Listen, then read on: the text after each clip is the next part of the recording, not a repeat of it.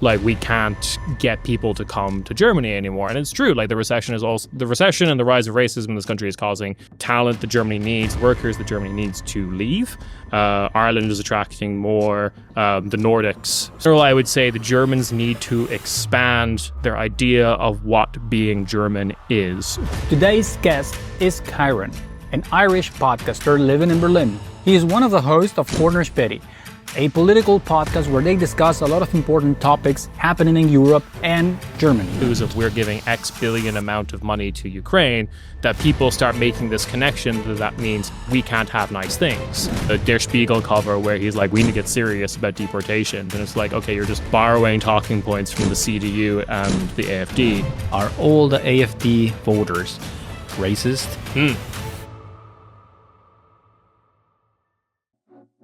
Hallo liebe Freunde, welcome back to another episode of the Guten Tag podcast. My name is Luardo, and in today's episode we're going to talk about the recent European Parliament elections. Why are we seeing a rise in the far right?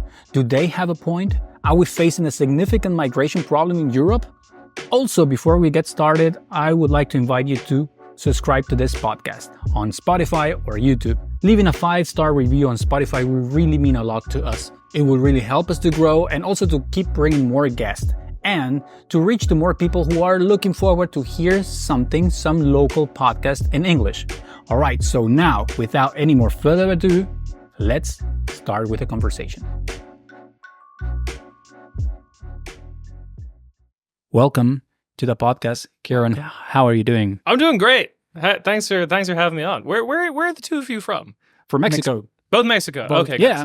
Yes. Because if you were from Argentina, I'd be like, it's basically Europe. Well, they say so. Yeah, oh yeah. But They're very like, we're Italian. Oh yeah. Yeah. Definitely not German. It's very funny where there's always someone that says, actually, they had a grandfather from Germany, and it's like, oh, yeah. I wonder what he was doing in Argentina. And he arrived when? To Argentina? Yeah, exactly. Yeah. Tell me a little bit about yourself. What do you do, and how the hell did you end up in Berlin? Oh, sure. Okay. So, I'm Ciarán. It's spelled a fun way, as you might see from the description, which is causing much confusion, as it does usually. I'm from Ireland. I moved to Berlin due to a wonderful thing called the 2008 financial crisis, where my understanding is everyone in Ireland got addicted to having mortgages, and the Germans just did the economy so well that I had to come here. Is it more complicated than that? Yes, absolutely. But yeah, so we came here for work, relatively cheap rent, and been here now for, 6 years? Shit. What I do is I am a weird freak who knows how to Google things well, and I'm addicted to reading the news. And I had this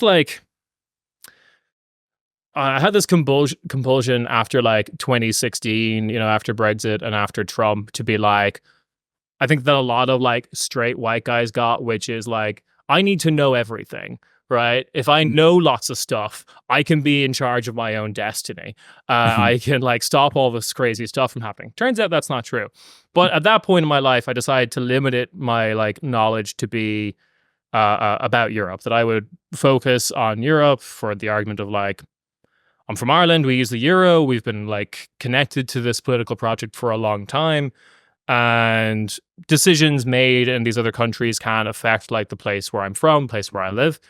So I thought it was always good to kind of try and get a grasp on those kind of things. And that has left me with esoteric knowledge about the right wing in Romania. And a personal and professional life that's in shambles. Okay.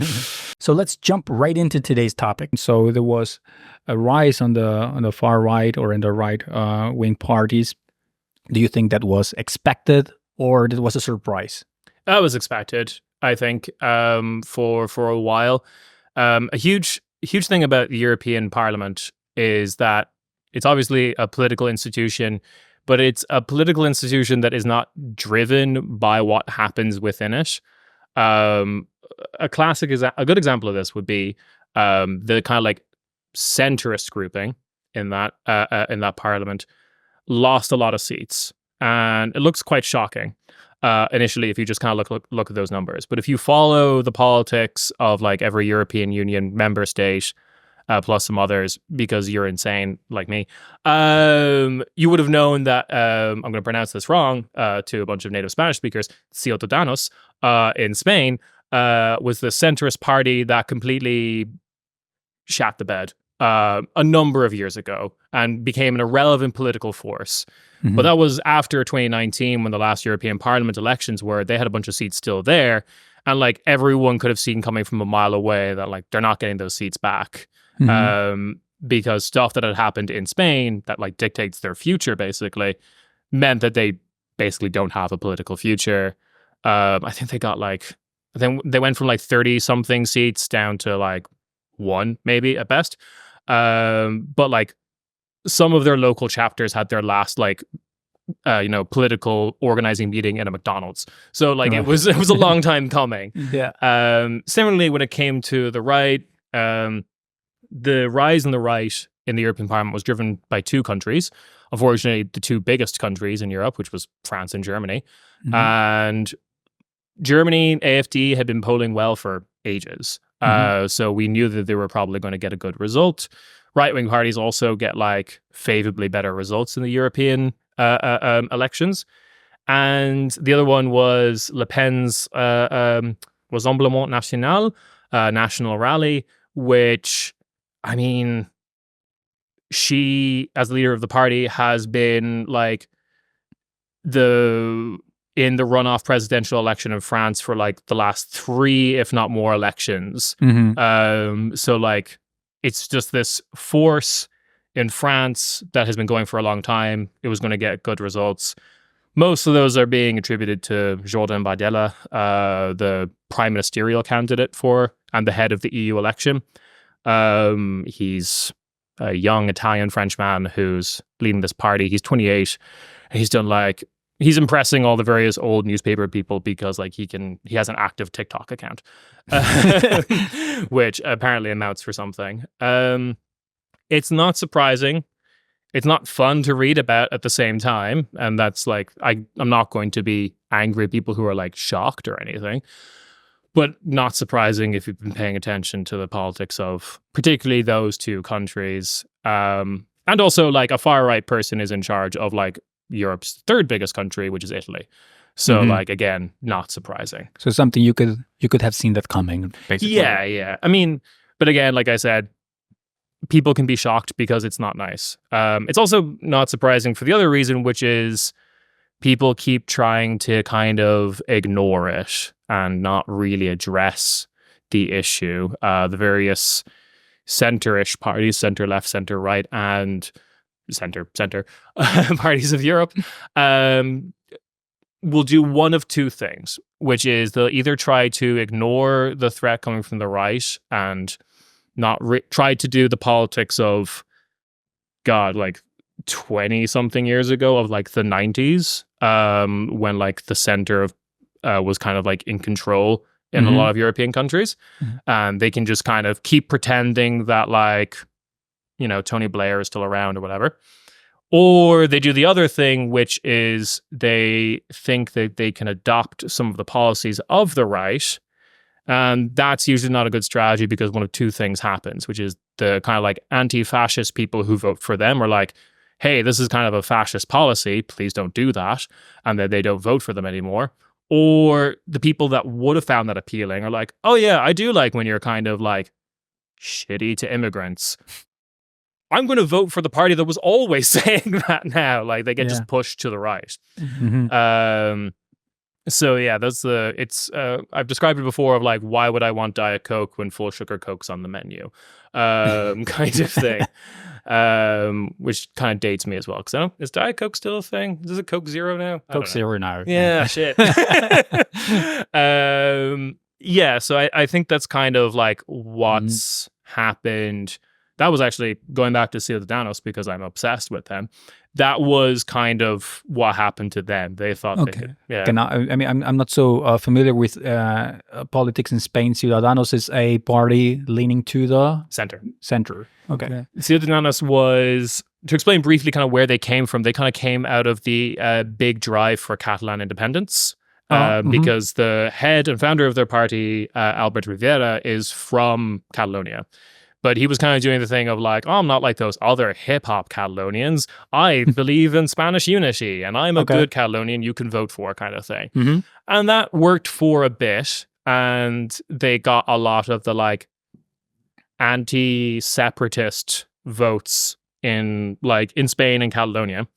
But after a while, when Vox, the far-right party in Spain, became more of a threat in Spanish politics, they started becoming aggressively more anti-Catalonian. I believe one of the last things I remember was before Albert Rivera resigned, he campaigned against the idea of Catalan medium schools that like taught maths and history in Catalan. Okay, yeah. In Catalonia, in the part of Spain where that language is native, they were very they protested against that, which, of course, Vox, the far right party, did that. Everyone was like, "Yes, this is what we expect from you." But people were kind of shocked by this from them because this kind of seems particularly vindictive and spiteful and not really what your politics should be about. You should be kind of you would imagine a centrist party to be like, oh, school choice. If you want to send them to a Catalan-speaking school, go for it. If you want to send them to a Castilian Spanish-speaking school, that's fine. Choice. Yeah. So, yeah, they did this thing of trying to become Vox, and either people didn't like that, or they just voted for Vox. Yeah. The Diet Coke example. Exactly. And you see this a lot with a lot of the center-right parties, including the CDU in Germany, where particularly after Merkel resigned, there was a lot of people within the party who kind of wanted to move further to the right and try and beat the AFD at their own game. Like Seehofer, I remember him. Seehofer was another one. I keep forgetting that kid's name. There's a really young CDU member who looks like I always described him as he ages sideways. I'm going to forget his name now. He's the head of the CDU Twitch gaming channel. Is that a thing? Yeah, it's a thing. Okay. Okay, wow. It was a thing during the pandemic. I'm not sure if it lasted. Okay. Yeah, they were kind of particularly inspired by what had happened in Austrian politics, where that had been done somewhat successfully, where for a limited time, where Sebastian Kurz drove the conventional center-right party of Austria further to the right, and they were able to kind of push away the FPÖ, Freedom Party Austria, from the halls of power. FPÖ, unlike the AfD, was founded by former members of the SS. More direct. And also you could argue that for a while the Tories in the UK successfully did this by the constant threat of Nigel Farage further to the right, forced them to become more right-wing, and they stayed in power up until probably the next election, which is in a couple of weeks. But it's a strategy that doesn't really work and kind of yields these results, I think. Okay. Something that it is hard for me to kind of follow. It is so we come from a country that has elections, local elections, and then country elections. Yes. But these are European elections. So that means that many countries have elections in order to vote for the parliament that will be for deciding for the laws that applies to the whole Europe. How does it work for the parties of those, or the parliament? How is it... because, for instance, here you hear about the parties that were voted within the country. Yeah. But how does that influence to these parliament elections? Because I can imagine that, that's the part that I'm missing. Yeah, and it would be kind of hard to follow if if we assume that every country sends about somewhere between 4 to 8 different parties, and then there's 20, so that time is 27. Yeah, the parties, the national parties, we'll call them that, the German parties, the Spanish parties, the French parties, all make party, kind of have a European groupings. These are party allegiances, which is basically kind of, for ease of understanding, is just kind of like better understanding that as a party, right? For example, you have the EPP, the European People's Party, which, despite its name, is the center-right grouping for all of Europe. If you come from a European country and you have like a default center-right party that like is sometimes in government and changes power with the default center-left party, that default center-right party is a part of this grouping. This is where the CDU in Germany goes, Partido Popular in Spain. Can I list others? Fine Gael in Ireland, Les Républicains in France. Historically, and also still actually today, Forza Italia, Berlusconi's party in Italy. So pretty much every country has like one of those. And there is currently about 6 European level groupings. And then there can also be this thing called non-inscrits, which is like your party, you can exist as a party on a national level, has not decided to join one of these groups. Kind of like if your parliament elects an independent. Okay. Yeah, kind of. All right. Yeah. Cool. There's always like a cluster of similar ideologies of the parties that on every country. Yes. But usually after every election, there's kind of like renegotiations about like who's in what grouping, is a new grouping formed. For example, we have Identity and Democracy, which has the cute little anagram of ID. They are far-right grouping, one of 2 far-right groupings in the European Parliament. They're kind of considered the more crazy, unacceptable far-right grouping that you cannot work with, as opposed to the far more acceptable, business-friendly far-right grouping you can work with. Anyway, this is the grouping of Marine Le Pen of France. She basically runs that.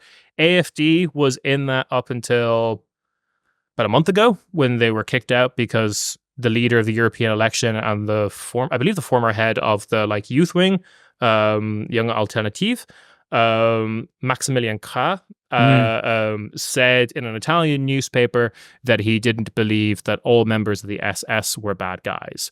What was the? I wonder in that one, what was the context of that? Not everyone was a bad guy. It's like when we say like drug lords are bad guys, but not that bad guys when they're with your family and they're like being quite loving father.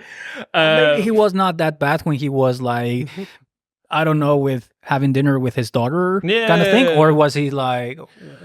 The specific context, I believe, was in reference to an author who had like a career as an author in West Germany after World War II, basically. And this author, forgotten his name, forgive me, is kind of like a right-wing dog whistle within Germany. If you enjoy his writing, you're kind of like saying, but I also really enjoy that he was a member of the... And there's kind of like 2 things going on when that guy said this. One, you could view it as this kind of long trend in history of like apologia for the Third Reich that exists within the right in Germany. And then the reaction to it from other European groupings was 2 reasons, I would say, which is like reason number 1, which is the official reason, which is like lots of other European countries don't look, even if they are right-wing, don't look favorably on the history of the Third Reich because of all the murdering of my country that you did. And I'm not sure how much I believe that when some like nationalists from Hungary or something say that. But the other reason was AFD was doing quite well in the polls. Le Pen in France effectively runs this group currently. And I think she would like to continue running this group and just saw the AFD as a threat and found an excuse to kind of like kick them out of the group. Okay. I bring up this group originally because, to go back to how this all gets rearranged and stuff, this group was founded after the last election and AFD was one of the founding members. Like, they've only existed for 1 election cycle and they could be gone by the time you're listening to this. But the members of that grouping will just go to a new right-wing grouping or the existing more respectable one that's being run by Meloni in Italy that everyone kind of wants to be a part of right now. They managed to pick up, I believe, like, I think I saw it recently, just like after the election, they managed to pick up like an additional like 14 members of parliament because it was, for example, AUR in Romania, which is a far-right party. First time, I believe, they've gotten into the European Parliament.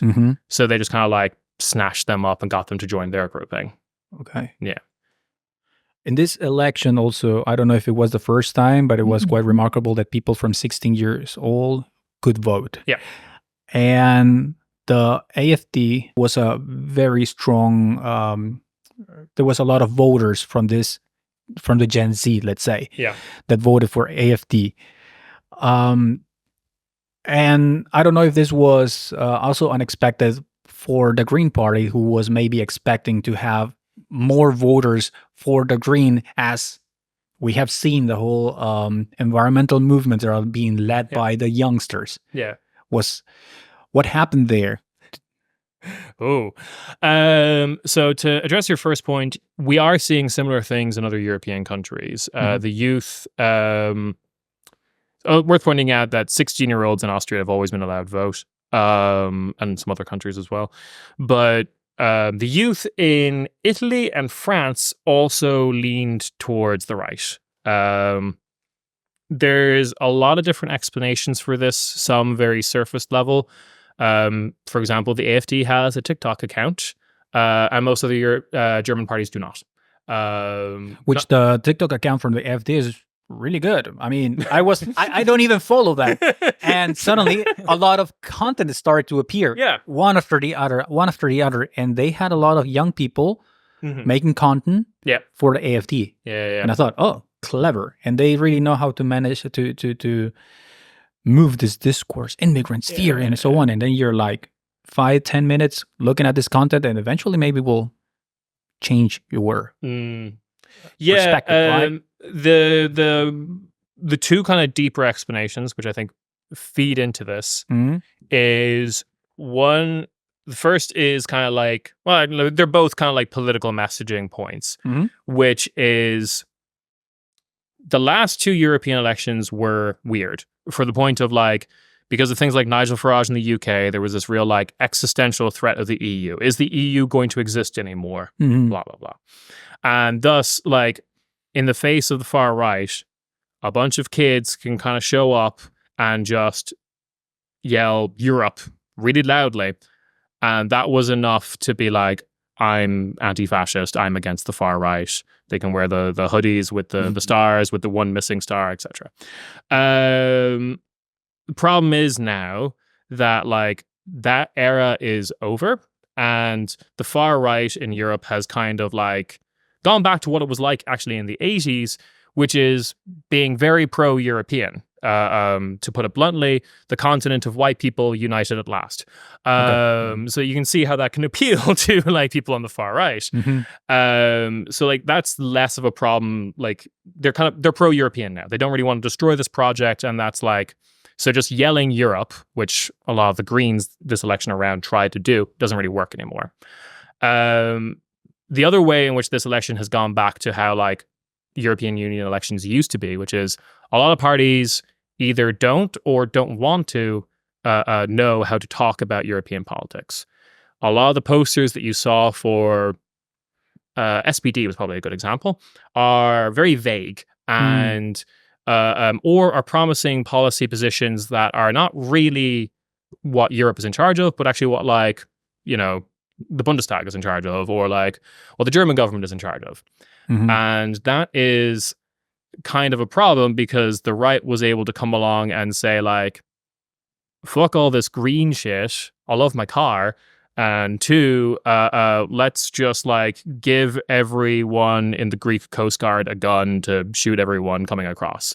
And like, those are both horrible things, but at the same time, those are actually policy positions that Europe can affect. Environmental stuff, border protection, and like how the border is managed, I should say, is like actually something that Europe deals with. Whereas like I remember seeing a Die Linke poster that was like, we should remove profit from like mandatory insurance companies in Germany. That like all of those should be like non-profits, all that money should get reinvested back into the health system, blah, blah. It's like, that's a great policy. That's not what Europe can do. Like Europe cannot change how the healthcare system in Germany works. That's the Bundestag. The Bundestag has to pass that rule. Okay. And then the other vagary was like SPD just had like strong voice in Europe and then a picture of Olaf Scholz. I was like, I don't know what this is. And you compare that with like the federal election that we had in 2021, where like the SPD actually did quite well because they campaigned on very material things of like €12 minimum wage and like expand the pension and stuff like that. Okay. Yeah. So yeah, the right was able to capitalize on like everyone else being kind of vague. And I mean, yeah, you're right on that. I remember seeing the posters on the street, and the ones from the AFD were like very precise, like very clickbaity. Yep. On what they wanted. And the ones from CDU or SPD were like, like as you said, vague, like Demokratie. Yep. Oh, I love my favorite poster from this election around was the CDU one that just said in the center of the poster, Freiheit, freedom. And I was like, but like in really small font as well. So it was just like, freedom. Poster. And I was like, what are we doing here? Yeah. So it was not very clear. And there was like another one that just says ice. Oh yeah, Full Metal Ice or whatever, the Volt poster. Yeah. And I was like, ice. Nice. Yeah. What's with that? I was wondering. That was their pun, because ice in German has two meanings. It means ice cream and ice. It was for their climate position, I believe. They were like, we want more ice in the polar caps, but also ice cream's great, gang. And I was just like, this is more ice cream for everyone. Yeah, I was like, there's Nazis now. This is not like, can we get serious? Can we get serious for a bit? I recognize that. Yeah, the clickbaity works better. I also heard the argument of someone is like, but because they want to appeal for these people who don't want to think a lot and they just want to have everything easy and they want a clear message. It's like, but actually that's everyone. Everyone wants a clear message, clear purpose. It's not just like people from the far right who might not be, or people that you think they're not that intelligent. Everyone wants something that is clear to understand. Yeah. The other two things that we should point out was like in the last, particularly with Germany, in the last elections, the big youth vote getters were the Greens, like you mentioned already, and the FDP. Greens leaned more towards young women, and FDP leaned more towards young men. With the Greens, there was like reports of, like them being in government and them being viewed as kind of like compromisers or like, just kind of like betraying kind of like climate agendas. Like since Green has been in government, Germany, in face of like the Russian invasion, has expanded its use of coal, for example, which like a lot of the young like climate activists do not like. The Green Party has always been like this. Like the Green Party in Berlin wanted to privatize the S-Bahn and stuff, has wanted to do that for a very, very long time. And it's like, that's kind of against climate politics. You should be going more towards like, the S-Bahn should be free and everyone should use it. That kind of thing. The other side was the FDP, which was always this kind of like business-friendly libertarian party in Germany. And then the head of that party, who had built this kind of like cult personality around him, got everything he wanted. He's the current finance minister of Germany, Christian Lindner. But he has been kind of steamrolled by history. He's a big believer in like what Germany calls the Schwarze Null, of like, we should always have these balanced books, we should never spend, blah, blah, blah. And like, we're really in this moment where like, no, Germany needs to spend. It needs to like borrow, it needs to spend. The capital of Europe's leading economy can't keep looking like this. What are we doing? Like, similarly, like most European economies had to spend a lot to get through coronavirus. There's been this huge desire to spend a lot on military in order of like defense of Ukraine. So like at one point, the Financial Times referred to Christian Lindner as the most dangerous man in Europe. Really? Yes, because of his insistence of like not spending, not helping like countries and economies out, because Germany historically has controlled the purse strings of Europe, was basically going to be like a much larger threat to the European project than like even the AFD. because like there's so many times we can fuck over Greece, fuck over Spain, fuck over Ireland, fuck over Iceland, fuck over Italy, fuck over Cyprus, and not like expect this whole project to fall apart, especially considered now we have like a majority of countries have called for like more spending on the European continent to get like really heady economic stuff. Europe is getting its shit kicked in by the Inflation Reduction Act in America, which is driving a lot of business from Europe over to the United States, where there's like much greater government subsidies for like green projects, pharmaceutical projects, which is stuff that Europe has always been quite good at. But that would be actually a very libertarian position to subsidize and to make the environment friendly, for example, for businesses, right? Yeah, on paper, yes, absolutely. This makes a lot of sense, but no, that would be we'd have to spend money, and I believe in the black zero and not spending any money. I'll watch this whole continent burn before I spend money. Yeah, but it's like if you have a bridge which is already shaken and needs some little bit of maintenance, but it's like, no, but let's not spend anything on this bridge. Yeah. Eventually it will fall. Yeah. Yes. Yeah. Right? So to go to like one of the core problems of Europe, which feels like it's going to have to be addressed in a couple of years, although I think people were probably saying this in 2008, which is, okay, most of Europe uses the same currency. We use the euro. And that is growing as well. Croatia recently joined. Romania is probably going to join next year, New Year's, January 1st. And Romania is a huge country, 5th largest country in Europe, in the EU, I should say. And there's a whole problem if you have a single currency covering multiple economies that have like economic shocks and problems that happen to them, but are not the same. Like an economic shock that happens to Spain mightn't happen to Slovakia. Slovakia's not in the euro. No, it is Slovakia.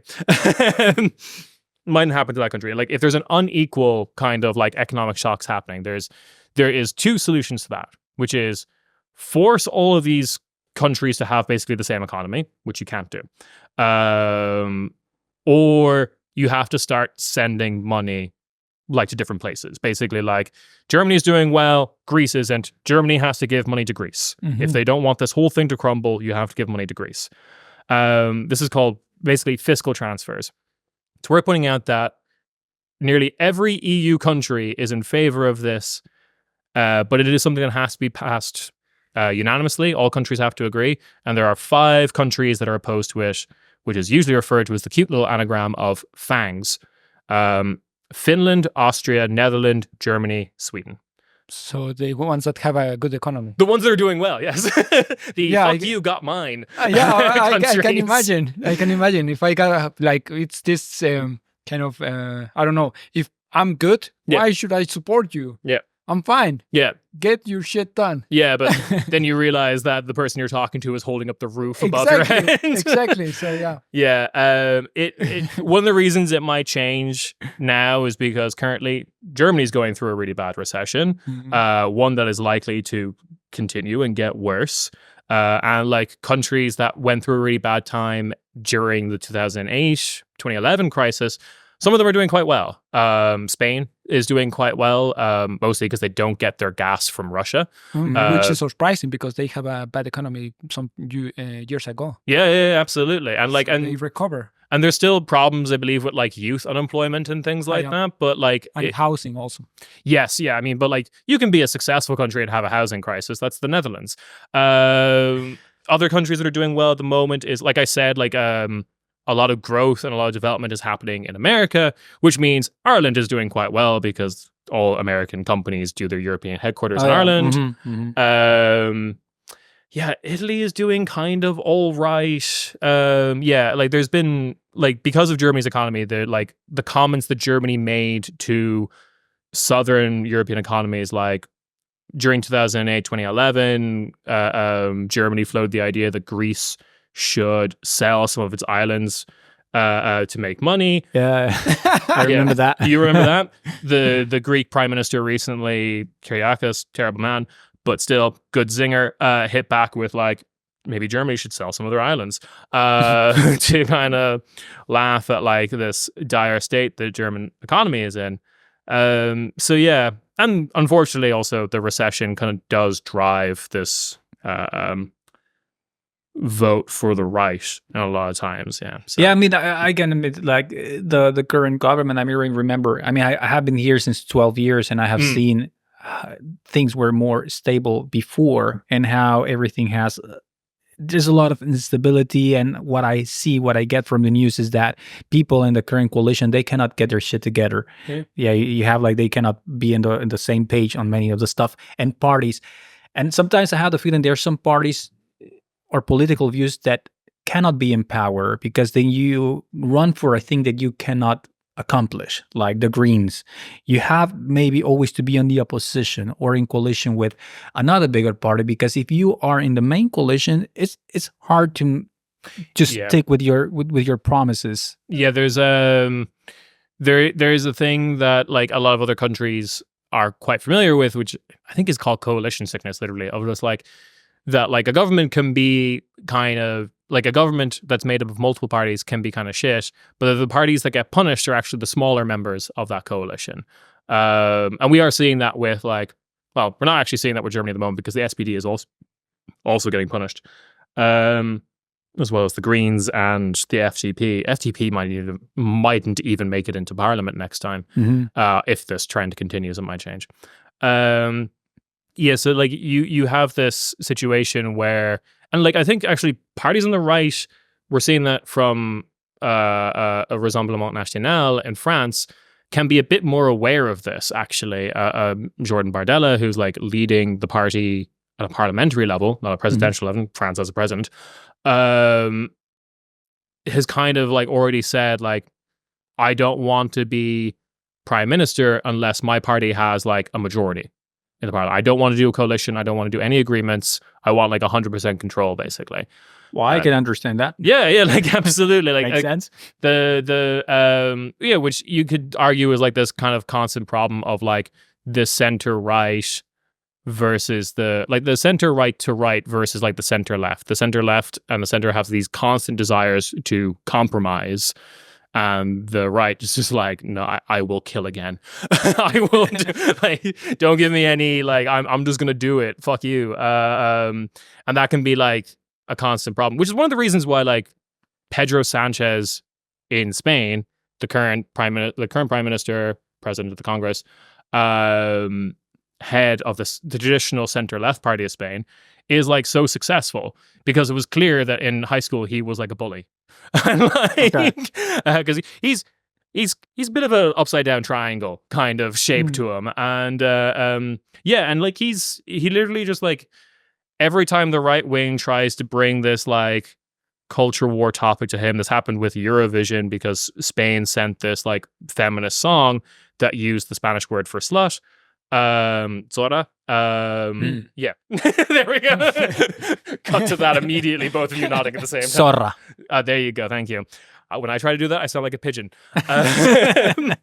But yeah, so they sent this song that was basically the point of the song is like, as a woman, if I try to do anything, I still just get called a slut. And like the chorus is everyone in the room, including guys, just chanting Zora, Zora, Zora. It's pretty fun. Wonderful song. Quite the opposite, I think, of what they wanted. But then the right wing in Spain tried to make this into an issue of just like, oh, like why are women complaining? Or like this is like a degenerate song because they're like chanting the word slut, blah blah blah. Like this should not be what we're sending to Europe. And then when like a news anchor presents this to Pedro Sanchez, if he presented it to like Olaf Scholz or like any other kind of like typical center left leader, they'd be like, oh, that's very serious, we should take that into consideration, I'm willing to talk about this. Pedro Sanchez is like, what are you talking about? It's a fun song, shut up. Was basically the point. Like there's I've heard Pedro Sanchez described as, what if a social democrat wasn't afraid to win? And that's kind of like, to your point, this kind of like compromising problem you get with a lot of these other parties, which might protect your government or your parliament or whatever from the far right for one election cycle, but it doesn't really have a lot of runway. It doesn't keep going. Eventually the right wing, if they're just, because the right wing are uncompromising. Yeah, I mean, I see this sometimes. For example, and I think we were talking about that the other day with Benji, about, for example, the Green Party. Instead of, they could have run their campaign saying that the CDU led to a dependency on Russian cheap oil. Yeah. And they didn't do that. They didn't run a campaign saying those were the guys who were responsible for the shit that we have today. Yeah. They could have done that. They didn't do it. Yeah. They were afraid of the confrontation or to be playing the same game as the far right does. Yeah, that was like, that particular issue was like a hard one because like, it's like, that's how the entire German economy has been running for like my entire life, basically. Like, I think if Germany, there was this kind of politics in Germany that if Germany was in control of things, and if Germany didn't have to like agree with American foreign policy, they probably would have left the Russian gas flowing. Plenty of countries get their gas from countries that are doing horrible things. This is the relationship between the United States and Saudi Arabia. Exactly. But like, America's in charge. So America was like, you need to cut yourself off from Russian gas. And that pissed off a lot of people on the far right, including some in the CDU, who do kind of believe in, I think Germans would call it like Ostpolitik, of like the politics of managing the East, basically. Because they also viewed like doing deals with Russia as this means of like containment and diplomacy. Because like Russia's having a hard time, like they're selling their gas now to like China and India, but China and India are hardballing them at the moment and like not willing to pay as much as like the Germans or Europe was willing to pay for, because on average, like Europe is much richer. But like, yeah, the Chinese also know like that Russia is kind of like in a weak position right now. We can kind of like decide the price of this gas. Okay, yeah. So yeah. What I saw is that now Russia's trying to make some alliance with other countries. So the comes to NATO, but in his favor. Yeah, so he's been trying that for a while. You have various attempts at that. CSTO, Commonwealth Strategic Treaty Organization, I want to say, which got like a lot of like former Soviet Union members to kind of like work in a similar kind of NATO organization. That's hit a hard blow now because one of their members, Armenia, has basically like all but officially left that organization because Russia was meant to be the defender of Armenia against Azerbaijan, but hasn't done that since Azerbaijan recently did like a huge ethnic cleansing campaign of Armenians in Nagorno-Karabakh. If you want to know more, we did an episode on that, Corner Spady. But and as a consequence now, actually, France has actually kind of stepped in as this like the fifth nuclear power that everyone forgets about, has kind of stepped in as like the defender of Armenia. So like that's kind of falling apart. You also have like BRICS, which is Brazil, Russia, India, China, South Africa, which is like lots of people really like that idea, particularly for like anti-American reasons, which I'm totally sympathetic to, and then forget that India and China fucking hate each other, so that like that's never really going to work. They like have a bunch of territory that they both think is theirs.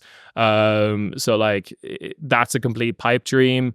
And also like Russia is like not going to be a major player in that. Like I mean, I think recently Putin was in North Korea. Yeah.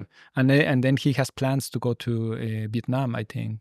Yeah, so Vietnam will be an interesting one because Vietnam, despite being a communist country, is also incredibly skeptical of like China for historical reasons, and thus as a country has a lot of like good relations with America.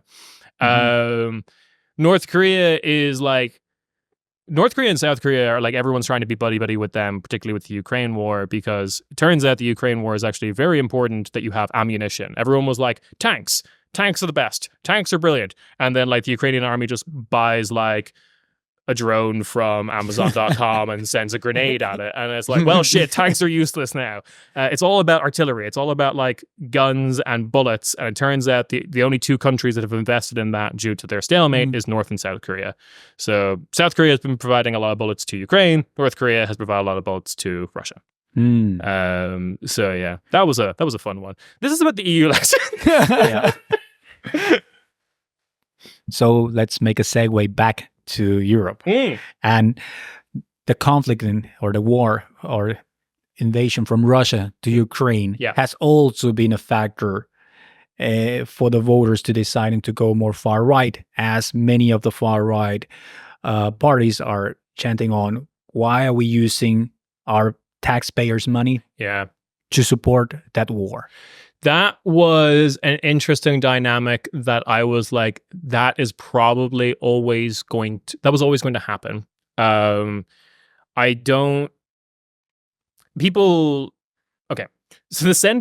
lot of center parties since like Reagan and Blair and Thatcher in like the US and UK have really wanted to like drill home this idea to a lot of the average voters that like a government budget is the same as a household budget, right? So you have a limited amount of money. It would be like a household budget if your job was going to the money printer. If like you were in control of like how much money you got, how much money was worth. So they've really drilled home this idea that there is a finite amount of budget, right? Like, oh, we have to like build more nukes. So that means you can't have like school meals for your children at school, right? There's always this kind of like balancing the budget reason. And it's always for why we can't have nice things. It's never like, oh shit, we can't defend Ukraine because we spent so much on lollipops for everyone. Damn. Like it's never that. Like, and this is where you get like Christian Lindner and his Black Zero and like we have to always never spend kind of thing, because he's also a really big believer in this idea of how economies should work.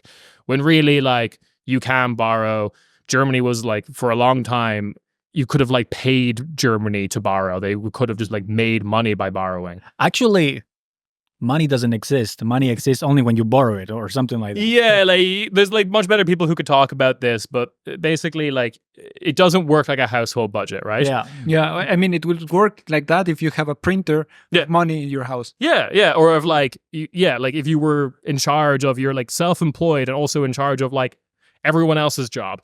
Like it's absurd metaphor, but it's been for the last 50 years now, that has been kind of like the economic logic that we have been told. And you can't be surprised when you make all these really big announcements in the news of we're giving X billion amount of money to Ukraine, that people start making this connection that means we can't have nice things.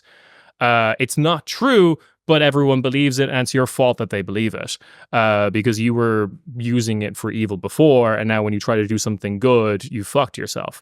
I was not expecting this backlash as quickly, especially not from the Eastern European countries.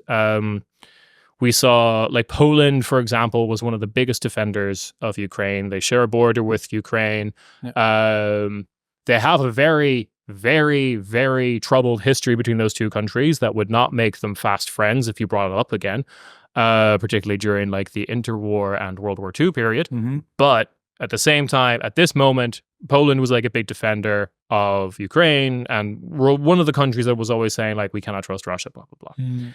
And they felt very vindicated. But then as soon as Ukrainian grain, like one of the big things that Ukraine can do, it's on their flag, like the yellow on their flag is for grain.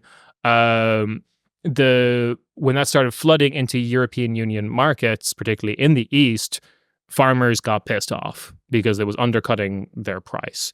This has always been like a big elephant in the room of like, how do we get Ukraine to join the EU? Because there's like huge talks about that now. Mm-hmm. But like they are an agricultural powerhouse, and it will like destabilize the grain economies of other European countries. Oh, really? Okay. Oh, massively so, because it's like so cheap and they make so much of it. Yeah. They usually export that to Africa, actually.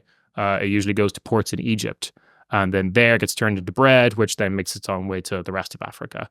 But yeah, so that's a whole thing there, and that caused the kind of like far right backlash in like Eastern European countries, namely like Poland, Slovakia, probably the one Lithuania or Latvia, can't quite remember, which I found very surprising. I was like, okay, this is something that could happen. I didn't think it would happen this quickly. So yeah, that's drawn some people to the far right. The far right and the center right were more willing to capitulate to the farmers' demands or like try and champion those movements and say we are the parliamentary representative of the street movement, which never really works. Farmers are kind of like do whatever they want. They usually lean right wing, but like whatever. And it's a little disheartening, and it wasn't handled very, very well. And this is me talking about Europe as a blanket, because Romania, for example, has a very different attitude towards Ukraine. They're more kind of, Romania on average usually leans more towards the like, we need to negotiate peace now. They're like way too scared of escalation occurring, again, because they border Ukraine, and also because of Moldova. Russia also has like a breakaway territory in Moldova. For anyone who doesn't know, Romania and Moldova speak the same language.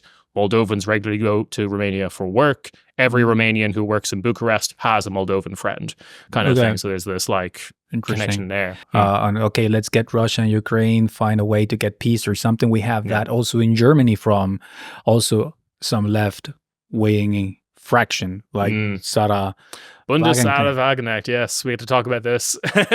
It's weird. Sahra Wagenknecht is new political force to Germany, so it's really hard to tell what they will do.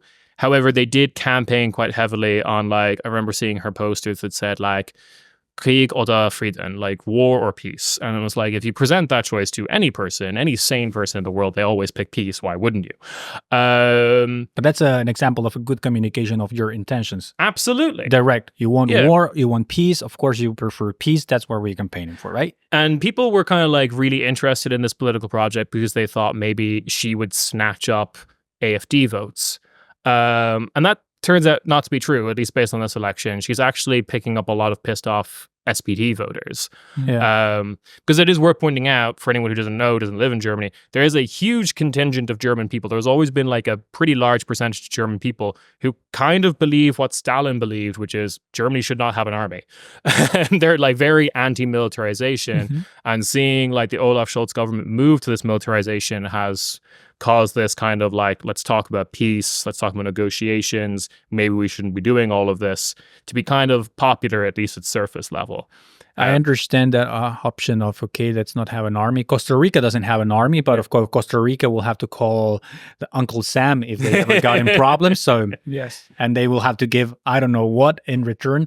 But I also believe on the other side that if you have an army or you get peace or you get respected sometimes from other countries based on the capacity of or your capacity of defending yourself. But then, but then there's lots of Germans who would argue that we should just do like a defense forces, like kind of like what Japan has, of just like it doesn't go anywhere, it stays here. Okay, Mexico has an army, but it's not because we are in war. They are actually doing like social work. But it's the Egyptian method of like, what if all the fridges were made by the army? No, I mean they're really like building airports, helping with disasters. But there's a point in which like I don't want to go too much into that topic, but why Palestine doesn't receive the support from or for their humanitarian help, because they don't have a army that can say we are a strong country or we're a strong state. They're not a state at all. We don't have an army that can be respected or a defense system that can be seen at an international level. Okay, maybe they deserve to be a state. And if you have no army, either you're ¿cómo se dice vasallo? You're just someone else's country's bitch. A servant. Servant, in the world of states, it's not good to be a stateless people. Like Palestinians, Kurdish people, like it's all been terrible for particular reasons. So what Sara Wagner, her party, then what does it stand for? Oh my God. So it is a split from Die Linke, the left party, which the Die Linke comes from a combination of SPD people who were pissed off at Hartz IV, a bunch of social reforms that brought in kind of like austerity and undercut a lot of like social benefits in Germany, plus the former governing party of East Germany. They kind of merged and made Die Linke. This was successful for quite a while until, possibly something that we could have seen coming for a long time. Sahra Wagenknecht, who is from North Rhine-Westphalia, or at least that's where she ran, most populous state in the West, was always a bit of a, to use a very Irish turn of phrase, shit stirrer. She always kind of, like, she literally wrote a book while being a member of Die Linke, that the whole thesis of the book is like, here's a bunch of reasons why you shouldn't vote Die Linke. She was, and I think transparently, she always just kind of wanted to be in charge of it and never was. And now she's made her own left party that she's in charge of. With her own name. With her own name. I do think they do need to change that. It just doesn't. But yeah, with her in particular, her policies, like I said, it's like a new party. It's kind of hard to know. She has kind of lent more towards what you would call this kind of like workerist kind of view of things, which is like labor organizings. We should refer to kind of what I would view as like a very patronizing view of what the working class wants. And I'm going to assume, based on very little evidence, that the working class is racist and transphobic. So let's be racist and transphobic. Is she? Yeah. I mean, I have been following her on TikTok because some reason the TikTok algorithm thinks that I'm... Yeah. You don't get to decide this. First it started with the AFD, and after I was participating in the comments, writing like, hey, putting shit on the comments of AFD channels, then I think the algorithm thought, okay, maybe he would like to hear the other part of another extremist party. For me, it feels her party, but maybe on just a TikTok level, that is a real left-wing party. And what we think currently of what a left-wing party is, not left-wing, but it's a progressive party instead. I mean, yeah. Is there a difference, progressive or real anti-capitalist left-wing party? So I think on her own terms, she would probably describe herself or her party or this political project as being anti-capitalist, but not progressive. Like the progressive, like the Greens can be progressive and but also not left. But not left. Absolutely. And being very kind of like, we will show up at Pride Parade and then like charge you for entrance.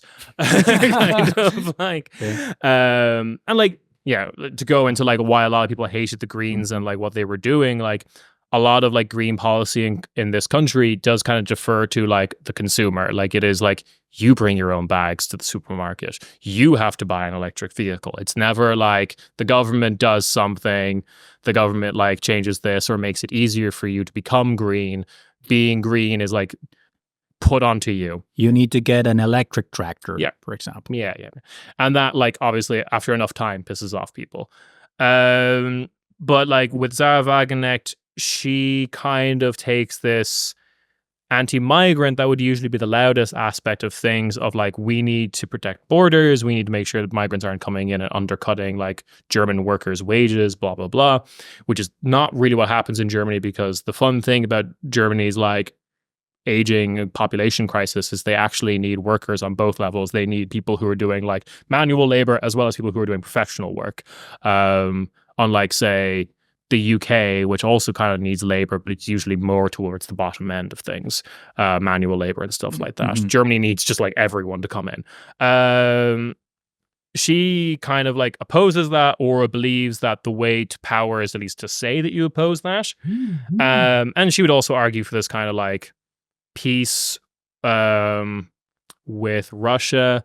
For example, recently Zelensky spoke at the Bundestag, president of Ukraine, to which she kind of and her party members left and walked out of the room. That I find very strange, because I feel like the answer, if you're like the peace party, is like you would listen to both. Like I can understand like the Greens walking out of Putin spoke, but like I would expect someone who's genuinely for peace to listen to both. I heard that she said because Zelensky said these are the terms, no compromises. And she said, if there's no willingness to make any compromise, I don't want to hear it because we need to make compromises in order to achieve peace. Yeah, I think that's kind of like, I agree with that. Like, I agree with that's actually what needs to happen. But I also think that like when you are effectively the military figurehead of a country that's currently at war, you can't have you going around saying like, I'm willing to compromise, guys. Please don't like assassinate me or whatever. Like, because like, of course, like for morale purposes, Zelensky's always going to be like, no surrender. He can't not. And like, it's a too macho game. So you need to exactly. play It's a with war. those It rules. has to be a macho game. Yeah. And like, it's really missing, I think, like, it's book by the cover kind of stuff. It's like looking at the surface and not really understanding what's going on. I just kind of find it a bit weird, but like with that whole party, basically too early to tell of what's going to happen to it. But it was a big winner. To be in a reasonable for a new party. A new party getting, I think, how much was it? 6%, I think. Yeah. And we are looking at a bunch of state elections this year that would be supposedly like Bundeswehr Wagenknecht stomping ground. Thuringia, Brandenburg, things like that, like the East German states, is supposedly where she's meant to do well in. Will be a good alternative for Germany. But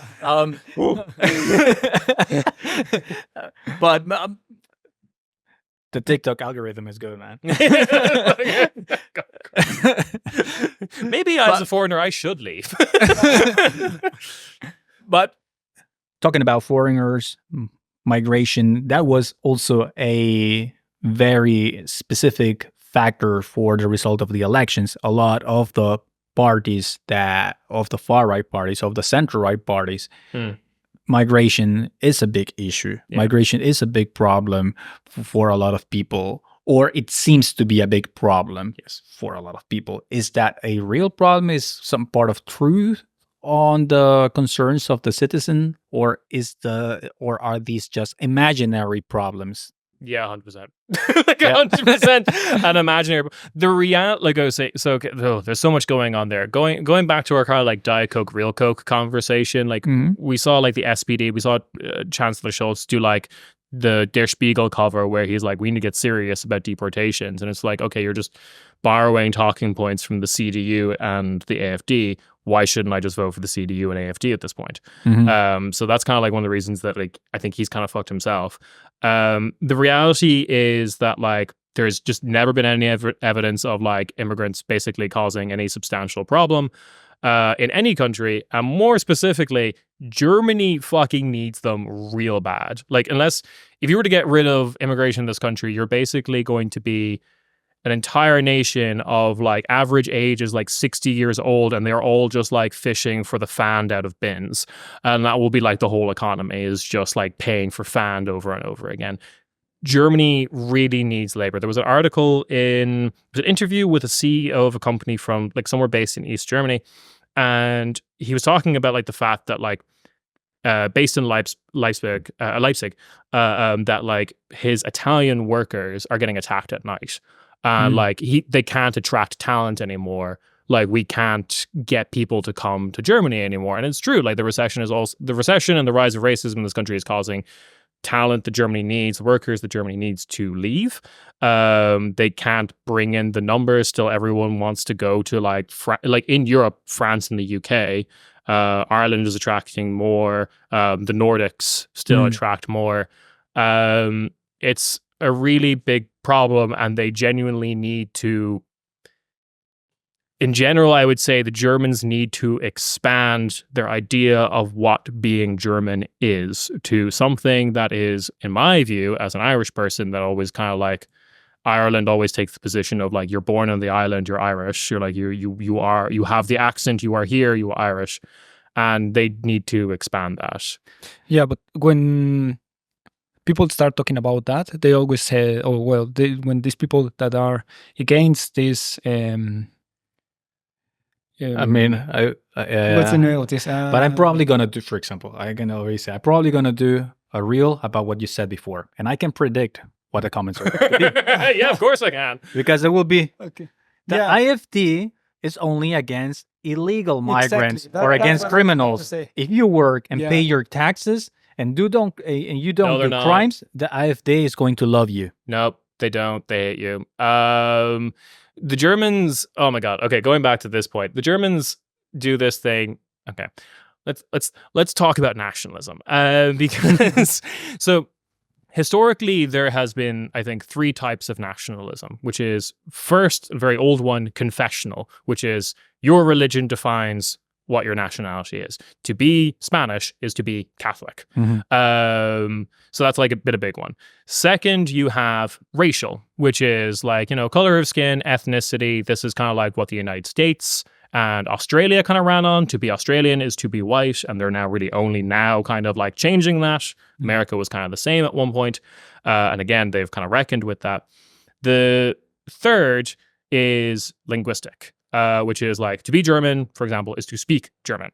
And that's where the name of the country comes from. Deutschland literally means land of the German speakers. That's where like it originally came from. So Germany, as a relatively new European country, in comparison to like France. France did this very successfully. To be French is to speak French, to be Catholic. Some stuff about race comes later, particularly with the far right, but that's never really been official French policy. It's always been like language. And to eat baguette. Yeah. And to eat croissants. To cheat on your wife. And to be arrogant. All of those stuff. But like you can go into the history of like what France did to the Basque, the Breton, the Catalans, the Languedoc, the Occitans, of just kind of like, no, speak French. The vast majority of people who took part in the French Revolution did not speak French. Langue d'Ile, as it's called, the language of like the area around Paris. Okay.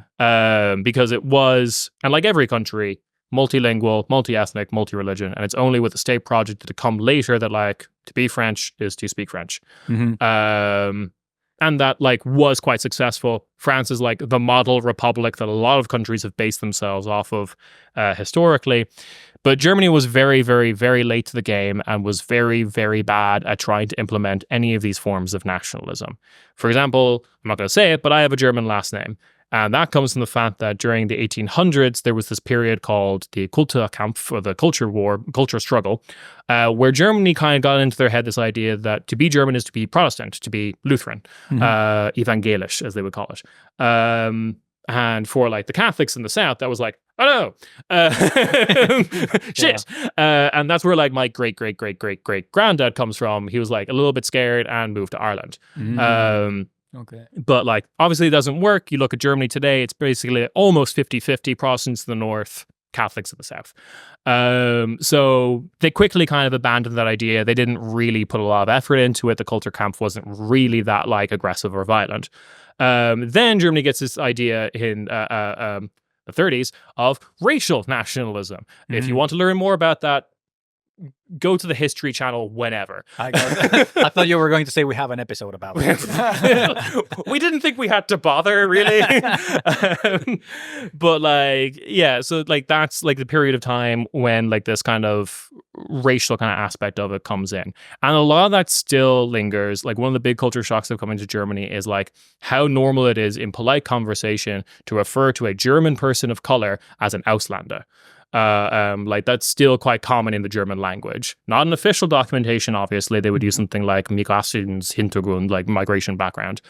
Potato. Yeah. But like Germany has had like a black population in the West since like World War I. The Turkish population basically rebuilt this country, etc. And they've been here for generations. And you will still say, oh, I know a Turkish guy who, whatever. Yeah. And the guy is a second generation in Germany. Yeah, and then we get into the... but I have here the German people that they say, no, I'm not 100% German. So they are kind of, hiding their German roots, and they just want to have or show the nice ones. But then we can get into another weirder form of nationalism that occurs in Germany, more with liberals than people on the right. But going back to the right, the linguistic thing comes in because even with like people who would consider themselves quite progressive, possibly vote for the Greens or the SPD or something, you will kind of often hear them say that like, oh, the Turkish Germans or the Turkish don't speak German correctly. They're not speaking it right. And like, of course they are. They're like native language at this point for a lot of them. And like they're probably speaking like a very urban influenced German, or a German influenced by like their Turkish background or like Arabic neighbors, blah blah blah. But it's still this kind of hip hop. like, yeah, and it's this way of like gatekeeping who is and isn't German, despite the fact that yes, they pay taxes, they've lived here for ages, a lot of them are even in government. But like, yeah, this is not true. Germans have this very like particular thing about like who is and isn't German, who gets used the word Auslander. I would never get used. Like the word Auslander is never used against me until I open my mouth and try to speak German. but it is something that is very weaponized, and it's not true. But like the right wing has to say that because they can't say anything else, because that would be probably a crime. But that's my main, for example, my main argument about that kind of comments that I saw recently in some other post that I did.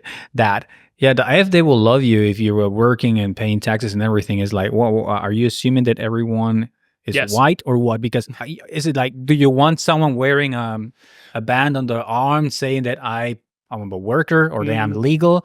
Because how are you going to distinguish a brown migrant from what your ideal migrant should be from the one that is not? So they're gonna receive this harassment, as you said. This this business person that has his Italian employees being harassed by far right extremists, probably because they were just like speaking Italian to each other because they're all Italians, and why wouldn't you?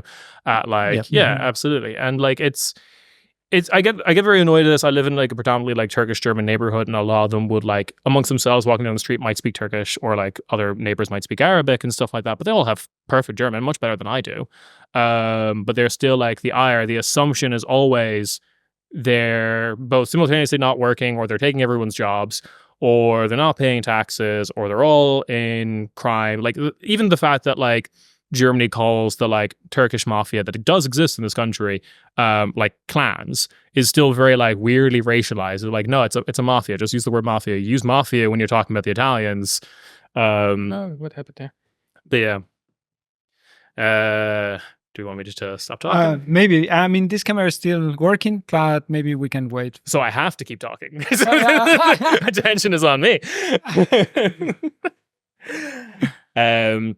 Yeah, because all of it is like really, really, really, really based on assumptions of like, I see people of color in major German centers and assume that they don't pay taxes, that they aren't Germans, that they are unemployed or something along those lines. And never the assumption, which is the vast majority of them, are the children or grandchildren of people who built this country probably are in school or in college or are working or all three of those things or whatever. They're like not really distinguishably different from other Germans. In fact, have been like leading a lot of like modern German pop culture in the form of like Deutschrap. And like, I get the one thing that always irked me when I first arrived here, it was like very well-intentioned Germans using the word Habibi to mean dude, basically, like to kind of like use that like while speaking German. And it's just like, I don't really think Germany as a society has earned that yet, due to how shittily you treat the people who would natively say the word Habibi. So it's like if white Americans wants to use the N-word. Yes, pretty much. Like it's very similar to that. And it's just, I mean, I'll stand by this tweet I made long time ago of just like the German, based on their history, the Germans have no right to be this interpersonally rude. Like I really like, if I did the Holocaust, I would be so much nicer to people on a daily basis. Good point. Yeah. It's very strange. You also get like, it's also worth pointing out that a lot of this, particularly with Israel-Palestine, if you want to talk about this, is getting weaponized against these populations because they can be a bit more sympathetic to Arabic-speaking countries. You get into this other weird form of maybe liberal German nationalism, which is to be German is to be repentant for the Holocaust. And like, that's kind of a nice idea in paper, but then you get into a problem of like, what about all the people who've moved to this country after 1945, who had no hand in this, namely the Turkish Germans? Why should they, like, if being repentant is how you be German, how can you ever let the Turkish Germans be German? Which is like a huge huge problem, and they try to use this whenever, like, particularly Turkish German neighborhoods or populations want to talk about the fact that, like, hey, a lot of people are dying in Palestine. This is really fucking bad. Can we do something about this? And the Germans are just like, no, stop it.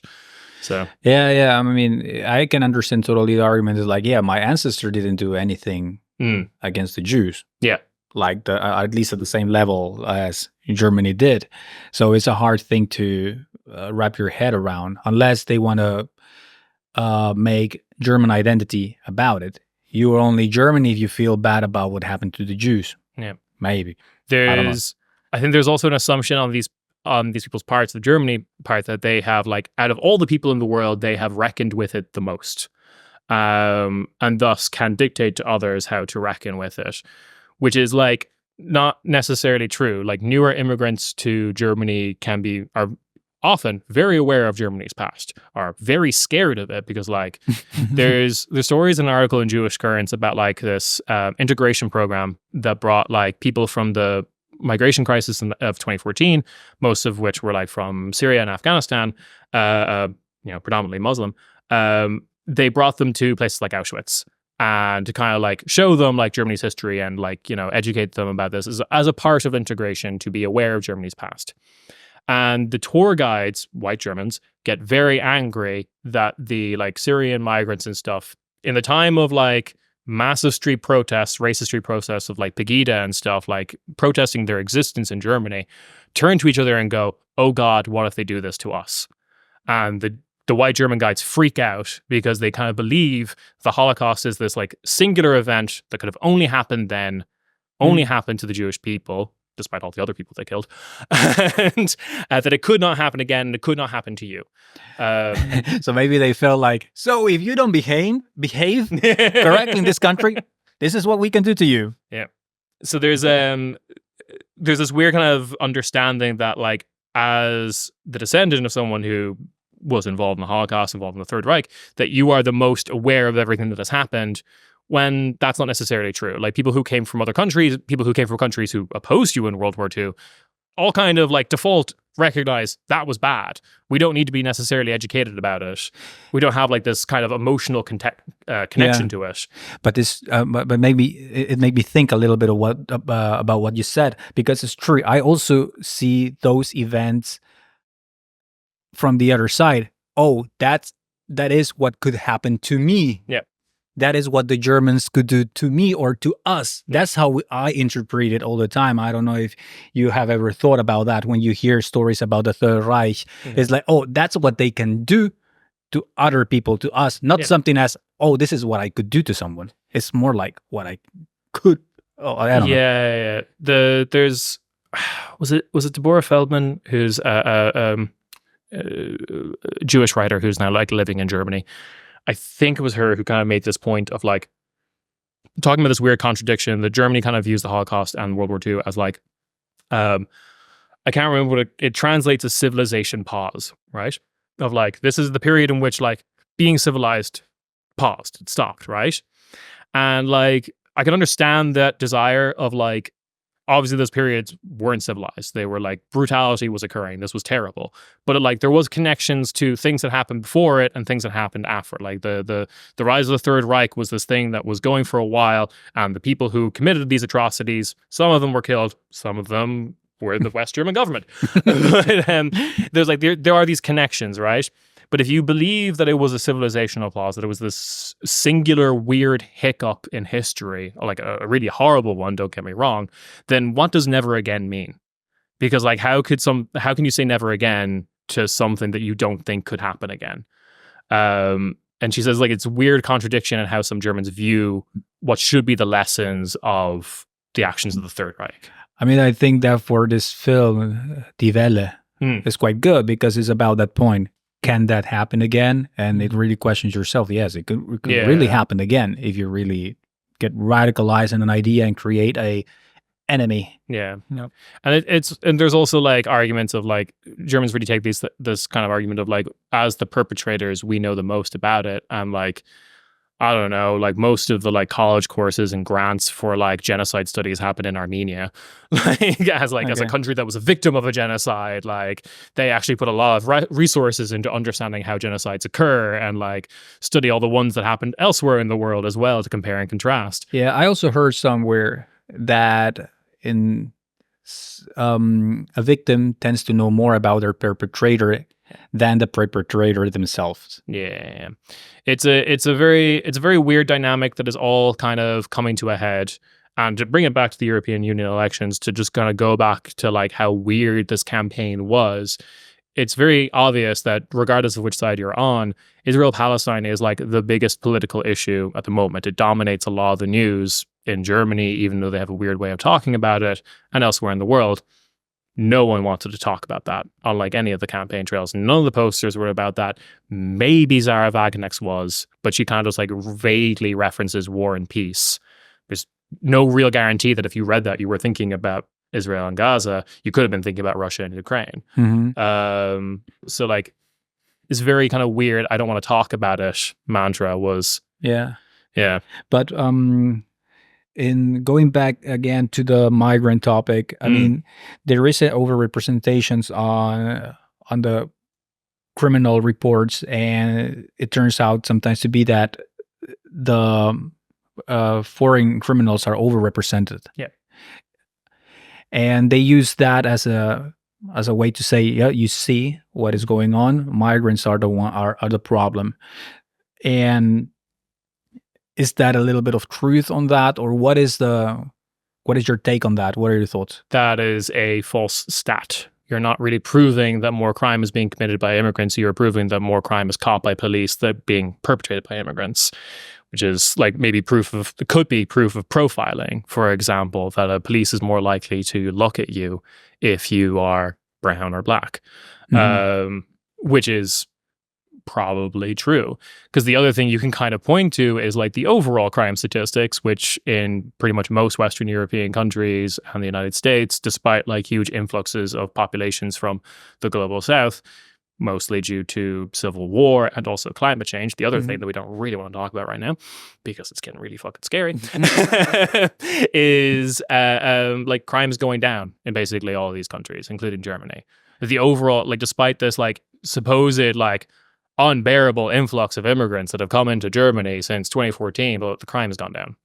Okay, yeah, because a lot of the stuff that I saw also on the streets, and also a lot of the rhetoric that it was being told was that our women, our little girls don't feel safe anymore in the streets.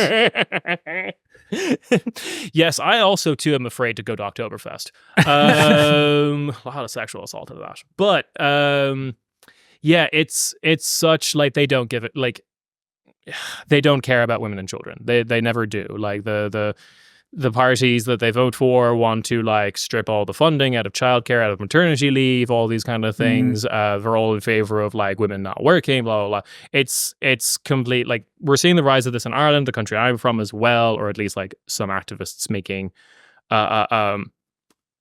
big noise about this. And they're all kind of, and they're trying to like, which type of nationalism is going to work in Ireland is the kind of like big question that's occurring. And they did try to do like the Catholic nationalism, and that's why we can't let in Muslims because we are protecting our women and children.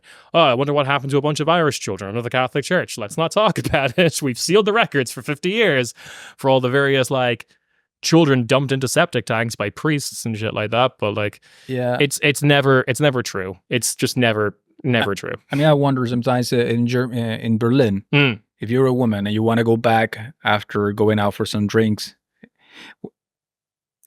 the people, especially the guys who are creeping out in the streets, I don't know if they're German or whatever, but they are white dudes under the substance of some drugs or alcohol. Yeah. I mean, to go back to kind of like the general immigrant crime rate, and this can be reflective too, is that like usually immigrants, especially ones who don't have like permanent status in their country, are proven time and time again in statistics to be less likely to commit crimes because the consequence for them committing crimes is much greater.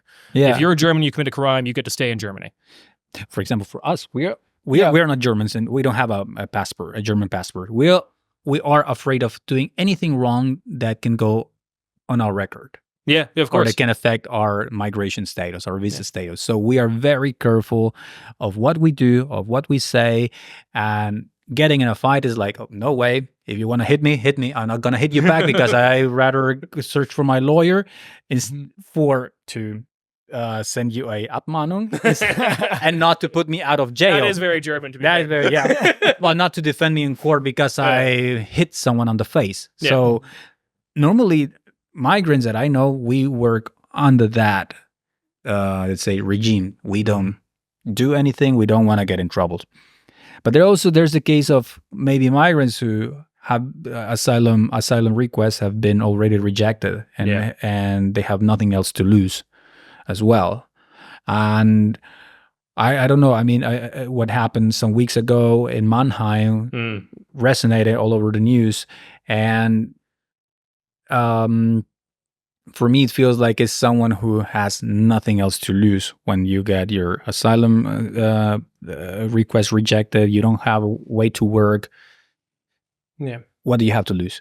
So this would get very meta very quickly, but like in general, I would kind of go back to the point of what is the purpose of news? I am a big believer that like crime reporting in general, even when it's committed by like natives of the country, is not worthy of news. The only time that the news should probably be reporting on like, hey, there's a serial killer is like when he's still loose and they're looking for like public help to like find the person or whatever.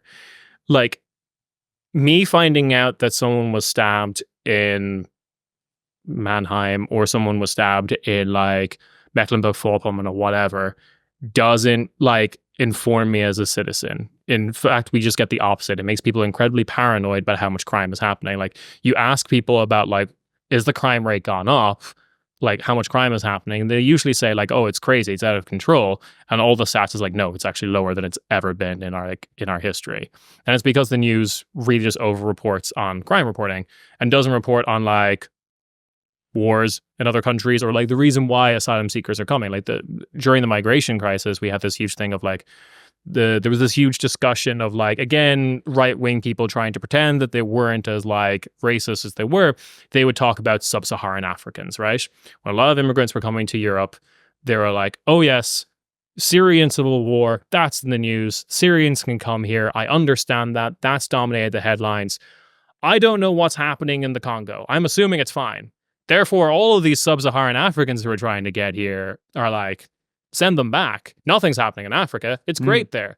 That was always this kind of controlling the narrative, pretending you were concerned when really you were looking for an excuse to be kind of hateful. Classic example of this is when right-wing people get into animal rights because they've suddenly decided that halal is against animal rights. And it's just like, you weren't blowing up factory farms in the 90s with a bunch of anarchists. You're not for animal rights. Okay, I didn't know they do that. I mean, sometimes they abandon it because it doesn't have the traction they want to get votes, but like to again show how much they especially care. on a almost go-vegetarian kind of society. So certainly in Berlin, but at the same time, like Grillen is like a huge part of German culture for a lot of Germany. But it's like, if it's I don't know, like animal farming is like you cannot make that. It's always going to be grim. Yeah, exactly. it's going to be pretty fucking grim. Yeah. But you, I mean, okay, on the migration topic, I mean, it's a hard one. I mean, at some point, but it would be like you can't take everyone, or can you really take everyone as a country? Well, this is the thing. That's not really like what anyone is asking you to do, because no one is asking you to do that. The vast majority of people always want to kind of like live and grow up where they want, like where they were born, rather. They're like, no one really wants their home destroyed. Like this has always been like the thing of like Ukraine and Russia, of like why morale was so much better on the Ukrainian side. Is like, well, the place where they had their first kiss is being blown up and kind of shit like that. Like everyone wants to be home. People only like flee when it is really necessary. Like even to a certain extent, not as like dire as like someone fleeing the Syrian civil war as myself, but like I only came to Germany because like rent in Ireland is just unaffordable. It is just like 50+% of the average wage. I cannot afford to live there. I came here. I would go back in a heartbeat if that situation changed. And this is kind of true of like everyone. Everyone has a desire for home. Some people like to travel, sure. Some people like to do like their Wanderlust and go to lots of different countries, and that's great. And that would be really great if that's what everyone was doing. But most people really just want to be fucking home. But then there's like things of, we can talk about Syria. Syria is a great example. We have a lot of data on Syria because the Syrian civil war has been going on for a very, very long time, and it's reached this kind of weird stalemate at the moment. But like, if Europe took in every Syrian refugee that was caused like by the Syrian civil war, which I believe was which was about 8 million. And if that was like dispersed equally across all of Europe, across all of the EU, you wouldn't have enough Syrians in your neighborhood to have a restaurant. Like, it just wouldn't be enough people. Like, people don't understand how big their country is, like how big of a population you need to have like a genuine impact. You could take all of those people, and the reality is you wouldn't even be asked to do so in the first place. Like, Germany was probably not asked to take in that many people. Germany is still an incredibly white country, especially when you leave the cities. The one thing that I always compare to on Cornish Beatty as the current UK Prime Minister is Rishi Sunak, someone who is of like Indian heritage. The Indian population of the UK arrived around the same time as the Turkish population. Like, a lot of them were brought in and encouraged to come in due to post-war reconstruction, right? And a lot of them have settled, blah, blah, blah, and made a life for themselves. And the fact that like he could become prime minister, terrible person, do not like him, but like he has become prime minister. How far away is Germany from doing that with like a Turkish German? Like, how impossible does that actually feel right now? Quite possible. Yeah. Like, yeah, there was already this statistic about the football team, right? Yeah. How do you feel about football team not having enough white players? Yeah, and a lot of people was like, yeah, I wish they would have more. How do you feel that the captain is not white? Which for me, he looks white. But Germans have a different definition. Yeah, exactly. There's a different. We're beating up Italians over here. Like, yeah, exactly. That guy in Mexico, he will be white as fuck. Yeah. And they were like, oh, okay, I wish it would be a white person. Like, yeah. Cannot imagine a chancellor of Turkish origin. At least in this, in this years. There's definitely like conservative Turkish German politicians in this, like Turkish German politicians in the country. But okay, Sahra Wagenknecht, she could be. She's half something. I didn't know she was half something. Iranian, right? Half Iranian. Yeah. But like it's really weird to think about, because again, like that football team stuff in the UK is basically also a non-issue. Like, they have a predominantly, like, not predominantly, but they have a lot of people of color on their team, and like they don't care. Yeah. A lot of, like, and like these are like the like average English football supporter is like the biggest racist you'll ever meet in your fucking life. But they're really like they are really like go England team more than they are like that will defeat their racism. Yeah. Score some fucking goals, lads. Come on, kind of shit. Yeah, like, yeah. and it happens in the UK for sure. But like, yeah. We have been talking for a while, but I still have a couple of stuff Let's that go. Can I have another beer? Do we have another one? Yeah, I think we have another one. Hell yeah. You should get like if you don't want the brands to be on the podcast, you can get those like coffee cup warmer things, and you can just paint the Guten Tag Pods podcast on it. Oh, Hellas. Hell yeah. Or sorry, YouTube. Unknown generic beer brand. Wow, I love unknown generic beer brand. And I love drinking it from my Guten Tag podcast mug. Yeah, this is crazy. There's a lot of overhead in this podcast making your own beer. Make one. Yeah, we were thinking at first hot sauce. Yeah. Oh yeah, do that. Can you make a hot? Man, I love. Is getting into real Berlin lore. I do love Crazy Bastard hot sauce as like basically the unofficial Irish embassy in this city, because they always serve Irish food and stuff like that. Really? Yeah, if you haven't yet, I'd recommend getting a spice bag. They do them quite regularly at the kitchen in Neukölln. But I have an allergy to like most fruit, Oh my god! which is really hard for me. I have to take a lot of vitamins, but at the same time, it's just like, they keep putting fruit in their hot sauces. They have like one hot sauce available that isn't like chili pepper with some source of fruit. I'm like, okay. Yeah. Yeah. I love hot sauce. The Irish love spicy food. Our idea is to call it no pica, which means it's not spicy. Oh, yeah. Because in Mexico we have this thing that when we say no pica, it's actually spicy, but for Mexican level it's not. But for by German level, it is. Yeah. And then if we say spicy, then it is really spicy. And if we say, oh, I cannot eat that, it's too spicy, then it's like over. All right, if we're super we're going back to the migration conversation. Let's do this. All right, Germany, if you want like your premier hot sauce company in Berlin to not be run by a bunch of Irish lads, then you need to let in some immigrants, because the reason Irish people like spicy food is because Indians took part in our like War of Independence. And there's been Indian restaurants in Ireland for ages, and we all love spicy food. And like as a consequence, and like we mock the Germans for it. Like even the Dutch can handle spicy food. Get your game up.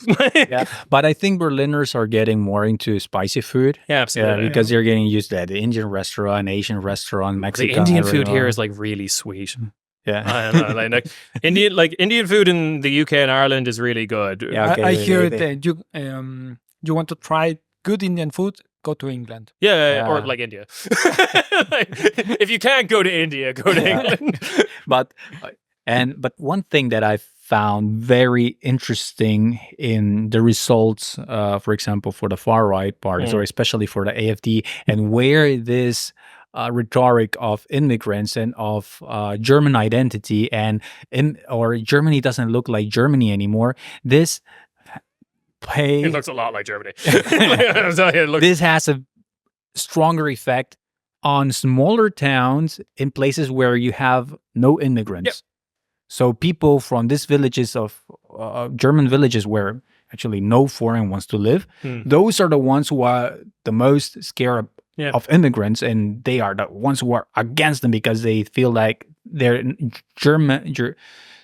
how's it called? Like their German roots are being threatened somehow. Yeah. So this is really, as a result, this is replicable across pretty much every European country. In France, like the far right votes come from places with less people of migration background, to use the German terminology. Same with the UK as well. And these are also the populations of British, French, and German people that when you ask them, they say that there are more immigrants in the country than there actually is. I feel a minority in my own country. That's what they say. I fucking wish. Like it's stupid, and it's like completely uninformed. And I really do think it comes from just like a lack of world experience. Really, like I there's really no polite way of putting this. It is a complete product of media, like Build and stuff like that. Put all these reports about immigrants doing terrible things. Classic one is like Sonnenallee, right? Sonnenallee in Berlin has a Germany-wide reputation as like, it's a no-go zone, it's not safe, blah, blah, blah. A friend of mine who lives on the street was on a skiing holiday, which tells you kind of like how much money he has, where he was talking to another German that he met on the skiing holiday, different country. And she understood English. Her friends who were with her on the trip didn't. And when she was talking like, oh, how do you speak German, blah, blah, blah, he was like, oh yeah, I live in Sonnenallee, I live in Berlin, I've done so for years, I speak German. And then she turns to her friends and then just starts listing crime statistics to them to explain Sonnenallee. They're from like Hesse, or wherever the fuck. They're not from Berlin. Everyone who has been to Sonnenallee also just like knows that is not true. That Sonnenallee is like fine. If anything, it was a lifeline when I was, for a brief period in this time in the city, paying triple rent. And there was that one place, that Lebanese place that sold the falafel wrap for €1.50. And that was like my dinner for weeks. The price has gone up. But still, thanks, Schultz. But like... €8 Yeah, absolutely.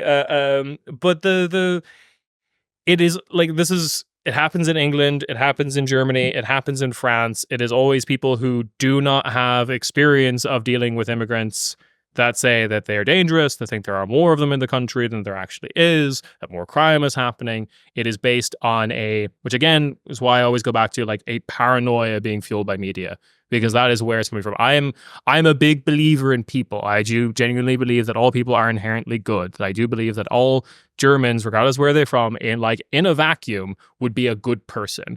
But like something is causing them to think that maybe that's what Krah meant. Yeah. Right? But rather like there's something going on that is making them think that every person with a slightly darker shade of skin is out to get them. That's coming from someone. No one, like a baby does not have that thought, like inherently. Like it's stupid and I hate it. But what about this? Fuck this country. But what about this neighborhoods? For example, Sonnenallee or some places, or Wedding is another one. And I also, when I go out with my children, if we go to a playground where there's more frequently by certain migrants from certain cultures, from certain places, I cannot say which ones exactly they are from. We tend to see more litter on the floor. And we tend to see also this stupid Capri-Sonne. I really hate them. They're everywhere in the street. And when we go to another one, which is, let's say, more other kind of either migrants or Germans, you don't see as much litter on the streets or on the playground. So there is a factor of something, or there must be something of truth on this kind of on this narrative that places where a lot of certain migrants live tend to be more shitty. Yeah, I didn't want to say that word, but yeah. Well, the little orange little sweeper van basically just doesn't come by as often is basically your explanation. Like I live in a neighborhood that I strongly recommend, actually, Gesundbrunnen. Die Pumpa, baby. Wikipedia told me the nickname is Die Pumpa, and I've never heard anyone call it Die Pumpa. But Gesundbrunnen is a very interesting neighborhood, a very great neighborhood because it is relatively affordable, but you are in walking distance of the gentrified neighborhoods of like Wedding, Prenzlauer Berg, and Mitte. So it's great. If you want the gentrification treats, I can do a 20-minute walk and get them, but I still pay like old Berlin rent. It's wonderful. But one of the things that's happening in this neighborhood is there's like basically two populations. There is the Turkish, German, and Arabic German population who have already been pushed out of gentrification, mostly from Neukölln and Kreuzberg, who in some point in the 90s or 2000s made the move up to a bit north. If a poke bowl restaurant opens in this neighborhood, there will be riots. They've been through this before. They're not letting it happen again. But at the same time, best place to get like Turkish breakfast or a baklava in the city. The other population is white German pensioners, because it's also a very old neighborhood, an old West German neighborhood where like the people who didn't move out or like people who kind of like stayed there forever and are now quite old. I've never really seen much conflict between these two populations at all, but it's worth pointing out that the street that I live on, which is a side street of a major street, is very, very white. It's a lot of like German pensioners, some young professional families who are like looking for a little bit of a bargain now that they have kids for like slightly lower rent. But like the rest of the neighborhood is predominantly Turkish German. And the cleaning truck, the bin trucks, the little kind of like street sweeper ones that come along just does not come by as often as Prenzlauer Berg. It's basically that. And that's it. That is like 100%. Like the resources in the city are not spread evenly. And they tend to go for like the richer neighborhoods, and the richer neighborhoods lean more white German. So yeah, they have a better lobby power, some certain level of white Germans. So I'm not entirely certain how it works with local government here. Like the American explanation would just be like there's a larger tax base. People in like the San Francisco equivalent to Prenzlauer Berg make more money for the San Francisco equivalent to Prenzlauer Berg. Because they manage somehow to make their organizations and make a street like just pedestrian. Yeah. Out of nowhere, it's like how do they manage to do that? Yeah. Tell me how. But I do think it's a very I love my neighborhood. It's really funny because like I'm now like notoriously like on my corner of the street, the English speaker. There's like several dinner restaurants, and like I have two very large dogs, so I have been very known to the neighborhood, even if they don't know my name, and they'll just come out and ask me for like, what is this word in German in English? Yeah, it's like they're fluent in German. They're all fluent in German. They just don't know their English. No, I love that neighborhood. My kid got some free fruit from the Turkish supermarket there today because she's just so adorable. So like, yeah. best neighborhood in the world, Die Pumpe. But also the most densely populated in Berlin as well. Like a lot of people are crammed into it. So it is very hectic at times. And that is also probably a huge part of why like some of the main streets in the neighborhood are quite dirty. Yeah. Okay. Yeah. Because for me, it's something that because I live in the neighborhood, in the neighborhood, Bezirk, and for me, I have this inner conflict because I noticed that already that difference, and I wonder why is this happening. And second one is like if we want to vote green, why we don't have a green party or regime that really focus on having the streets clean or putting very expensive fines for the ones who throw old mattresses on the street. Yeah. And I don't know, and it's hard not to have this kind of prejudices, because also I remember like some 1 year ago we had a couple of buildings away a family in the ground floor. And I think there were like 10 people living there. I don't know if they were gypsies or something, but we were seeing outside their flat old furniture, always in the supermarket, trolleys, all the time abandoned there. Every time the BSR will come pick up the stuff, and then next week we will see again a lot of litter outside of their house, furnitures, mattresses. Then eventually they were kicked out, I think, by the landlord, and then he built an Airbnb. I know which one ruined the neighborhood more.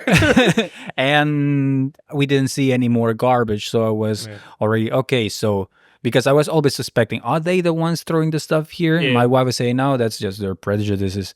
But after they were kicked out, then that was gone. And it must be something of truth in all of this. I mean, but I'm interested to know what are the causes or what are the possible solutions. Is it about integration? Is it about education? Is it what it is about that? So the one other explanation as well is like, because remember, you have to remember that looking at data will always be like, the answers you get will basically come from the questions you ask, right? And the other side of this is immigrants, particularly in Berlin, in Germany, tend to move towards the poorer side of the German population, right? And then like you have to ask like, okay, well, are any of these results replicable if you just look at poor people? Because the reality is like, usually working poor in any country are incredibly put upon, incredibly stressed, incredibly concerned about like their next meal, making rent, whatever, like making anything work. They are constantly heads above water. How can you convince any of them to give a shit about littering when like that is the situation? And like, I don't necessarily believe, like I believe that this is happening with immigrant populations. I do not believe that it is noticeably different from like poor Germans. So meaning like if we go to Schönhausen or near Marzahn, all of these areas, we might see the same kind of situations. Problem you get again is also just like inner city versus outer city, because outer city is going to appear cleaner because there's just less people, less potential for litter to occur. And this is also why there's probably less litter in like your Dorf than there is in any like Stadt. But like if you want to see this happening again, you can go to like Dusseldorf. There's like real bad German, like white German poverty in like the kind of Rhineland cities. That can kind of occur there. There's also like streets in Neukölln, like Sonnenallee is famously like Arabic and Turkish German, but then there's like Hermannstraße is a very white German street, like jokingly, like there's like Hermannstraße, Karl-Marx-Allee, Sonnenallee. Sonnenallee is where all the German people of color are. Hermannstraße is where all the like Swabian kind of like imports into Germany kind of live. And then Karl-Marx-Allee are where we put all the like white expats to kind of act as a buffer between those two groups. But like Karl-Marx-Straße. Yeah, exactly, in the middle. Because like Hermannstrasse is just as dirty. And it's like, and it's every second German there is like the strongest Swabian accent you'll ever hear in your goddamn life. They're saying like Husli instead of house. It's nuts. Yeah. Let's talk about a bit of woke culture. I mean, do you think this whole wokeness has gone a bit too far, and maybe that, and do you think that had an effect on the results of going more into the far right? This is where we get into like the really silly thing of like, I really think it's stupid that anyone says kind of like woke and they're meant to be like, I'm going to be prime minister of a country, and it's like, what are you doing, man? Because like woke is a term that came from the United States, specifically from like black counterculture, who were like, when a black person realized that the American system is pitted against them, which is very measurably true. And then it's become like this weird thing where like center-right politicians in France are going up on stadiums and going, le wokisme. And I'm just like, this is a clown language. Shut the fuck up. In general, no. Like, I don't really... No one has a very good definition of what wokeness really is. It's like strong left progressive politics, more or less. Really. No, like say inclusive language and all of those stuff that is there's also very divisive in German society. Shall we gender? Shall we not? And there's always like people who tend to be more CDU or FDP and go to I don't gender. Because this is the thing. That's a fine definition. I do not believe anyone who uses the term wokeness would share that definition. I think everyone is talking about a term and they all kind of think it means their own thing in their own head. Because seeing a black person as a German guy is just like, that's wokeness. Like woke can be used to describe anything. It is ephemeral. It means nothing. It has no scientific basis. There is no sociologist writing about what wokeism is. It's a complete fabrication. Gender language is a separate thing that like cultures have to some cultures deal with. Should we kill all trans people is like a separate topic that some right-wing people say like, oh, if we did that, we wouldn't be woke or whatever.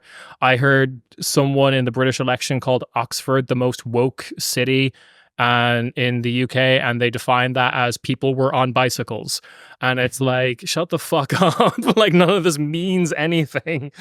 If you want like separate topics of like, should you be nice to trans people? Yes, they're not hurting you. Grow up. Should you use gender neutral language? I don't think anyone should speak German. It's a terrible language. Move on. Like, grow up. It's all very silly. It's all very distraction. Like, we got to put into more material terms, because like the gender Sternchen is like the little gender star thing that occurs in the German language when they want to be like, we're inclusive. When we were like, we're looking for Arzt/Ärztin, like Ärztin. That kind of stuff is like very harmless. It basically, I've only ever seen it really occur in job ads. And then like, the CSU in Bavaria like bans it in all official and university documentation. And it's like, cool, what's that going to do? Like, it sucks. You're just telling a bunch of academics what to like write, which is like, don't like when Germany does that. And secondly, it's like, again, going back to the poor person of like, I can't make rent. I can't afford food. The gender star does nothing for this. Like, it doesn't make the Reva shop cheaper. Like, it's... I'm not shopping at Reva. I wish I was shopping at Reva. But, or like, if I'm shopping at Reva, it's all brand. But like, like it's nothing. It's like, it's such like grasping at nothing, which is why like every left-wing party, or like supposedly like center-left party, like I was talking about earlier with the compromise stuff, tries to talk about this stuff, tries to cede ground to the right. It always fucking pulls the rug out from underneath them. Because like, you have this in the States for a very, very long time, when like right-wing parties, the Republicans, talked about family values, and the Democrats would come along and be like, oh yeah, we really care about families. Families are really important. And then that, of course, never worked, because they were fucking idiots who didn't realize every time they said family values, what they really meant is, I want to kill all gay people. Like, it was never they were actually talking about family values. They were just like, fuck gay people, put them in a boat, send them off, I don't care. And it's like, well, yeah, everyone on the right knew that's what they were talking about. You were the ones who didn't know that was what they were talking about. you look like the fool, because of course you did. You fell for the fucking trap. Like, the wokeness stuff is always like, they're not going to like you until you're like, yes, let's kill all trans people, or like, let's deport all the migrants, because they were never really talking about like their language being policed, because their language was not being policed. They speak however they want. It's fine. No one gives a shit. And yeah, they're not going to like you until you do like the really heinous stuff. So it's just, do not cede ground to it. Be Pedro Sanchez. Look them dead in the eyes and go, this is fucking stupid. What are you talking about? Okay. Yeah, this sounds a bit like when people here in Germany says that to protest against AfD, they say we fight for democracy. Yeah. Yeah. I don't know what to think of any of those like protests. They clearly didn't work with the last election because the AfD did very well. Yeah. Yeah, there's a lot of like being focused on political messaging and not really trying to understand what anyone is saying behind that and taking it all at face value. Mm-hmm. Like when the AfD people are like, we like when you're like good, upstanding migrants. It's like, no, you don't. Don't lie. We know you don't. We're not idiots. Yeah. We get a lot in the comments as well that I'm going to be the worst comment section for I hope you already are used to it or something. But some of the stuff that we're saying is that, okay, socialism sucks. This is what good thing that the right is winning. The left sucks. This is why socialism doesn't work. Sure. Is Europe actually socialist? No. Somehow, where did this idea comes from some people that Europe is socialist? Yeah, so it depends. It depends really on who's saying it, right? Because like if an American is saying it, what they're probably referring to is like social democracy, which is like also very hard to grasp because there's like tiers of social democracy. Like you could, like, I don't think anyone sensible would call the UK a social democracy anymore, even though they still have the NHS and like there is free at the point of use healthcare for everyone, right? And that's a social democratic measure. Mm-hmm. But then the rest of the time they're just like, we're going to charge you like just like €30 for existing every week. Like it's £30, I should say, which is about €40. So like every European country, particularly in the West, has some degree of social democracy happening, more so than the United States, mostly due to the factor that after World War II, all of the countries in Western Europe were blown up to shit, and America wasn't. And you kind of needed to do things like in Germany in particular, you had to make like being a renter something that you can do for life because like all the houses were blown up. Like we have to make renting a viable thing for people to do. And that was like driven out of necessity of the fact that the whole country had been blown up. Again, simply that's where the NHS comes from. Everyone was living in like bombed out houses in like the southeast of England and like, yeah, we just gonna give them healthcare so we can stop like polio from spreading or whatever the fuck. Mm-hmm. Like all of this stuff is kind of like born out of necessity with some exceptions, like the Nordic countries where workers' unions were quite strong and they basically just like refused to work until they got free healthcare or whatever. So, yeah. And that all happened before World War II. And yeah, because I have the feeling that people is confusing what socialism is and what maybe social democracy is. Yeah. And they think that some left politics have to do a lot with some of the social benefits that we have here. And then if we go more into a right wing party or center right, it's going to become less of that. But I don't know why people will be cheering up to have less of that safety nets that each country in Europe has. Yeah, it's a weird one. I think with like, so we can do the very clear definition of socialism, which is socialism is as a worker you have like degree of ownership of the work that you do. Like you, if you work in a factory, you and everyone else who works in the factory is part owner of that factory. Having stock options of a company, nope. Is that, why not? No, because it's still just kind of going into like a capitalist system where profit is made. You just kind of have to like own the product of your labor, and then that's extended outwards to the point at which like everyone kind of just gets everything they need, because the society, realistically, we looked at this, society doesn't work without you being there and doing the work. So as someone who works and contributes, like even if you're in the light bulb factory, the people who like do your healthcare need fucking light bulbs. So you, as someone who works at the light bulb factory, are entitled to some fucking healthcare, and they're entitled to light bulbs because they're the ones keeping you alive. Like it's all just connected. So everyone just gets everything. Fuck money. Money was a waste of time. We don't need money. You want a phone? Give me the thing you have for the phone, or you just get a phone or whatever. Like it's very, socialism is in a fucking dire state right now, because realistically people on the left are talking like this is a period of like the first international of like before any country had become communist. There are no communist countries at the moment. You just kind of have to like, we are starting from scratch of how to like do socialism. If we go back to but to get away from that, to go back to social democracy, benefits and stuff like that are usually just done to like maintain capitalism, right? Because that's realistic what they're for. Keeping your workers healthy, make them more productive, means more profits for the people at the top.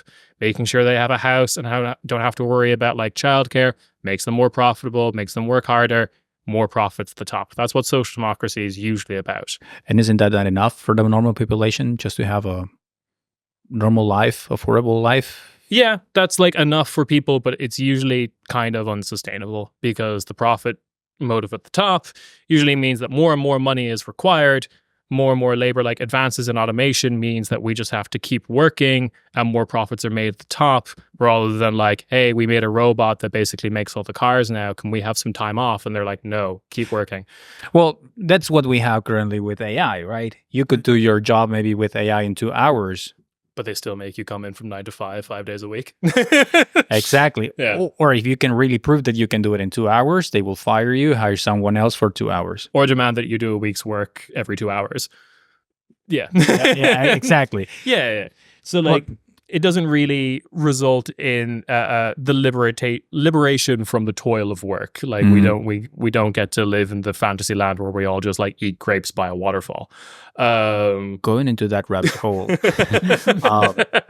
We have been talking, left, right, center, center, right, center, left, center, right. Mm-hmm. Do you believe there's a center?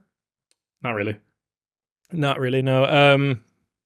Usually what gets kind of like defined as the center, well, a couple of things. If we're talking parliamentary politics, we usually mean like, I want to take the economic policies of the right and marry them with the social policies of the left. Mm-hmm.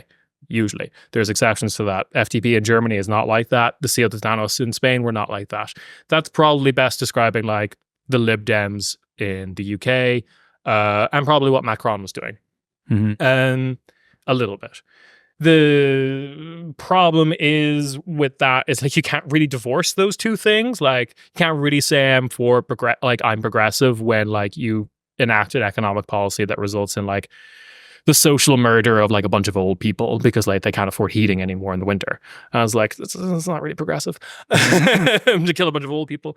So like you can't really separate those. Then we're talking about like pundits, like people who would say they're like centrists and they're like political commentators. That's usually them doing like the golden mean fallacy of like the correct option is always something in the middle. And it's like, not really. If one side is advocating for a Holocaust too, and one other side is advocating for not a Holocaust, the correct option is not like a little Holocaust. Yeah, like you say, one says, 2 plus 2 is 4, and the other one says no, it's not.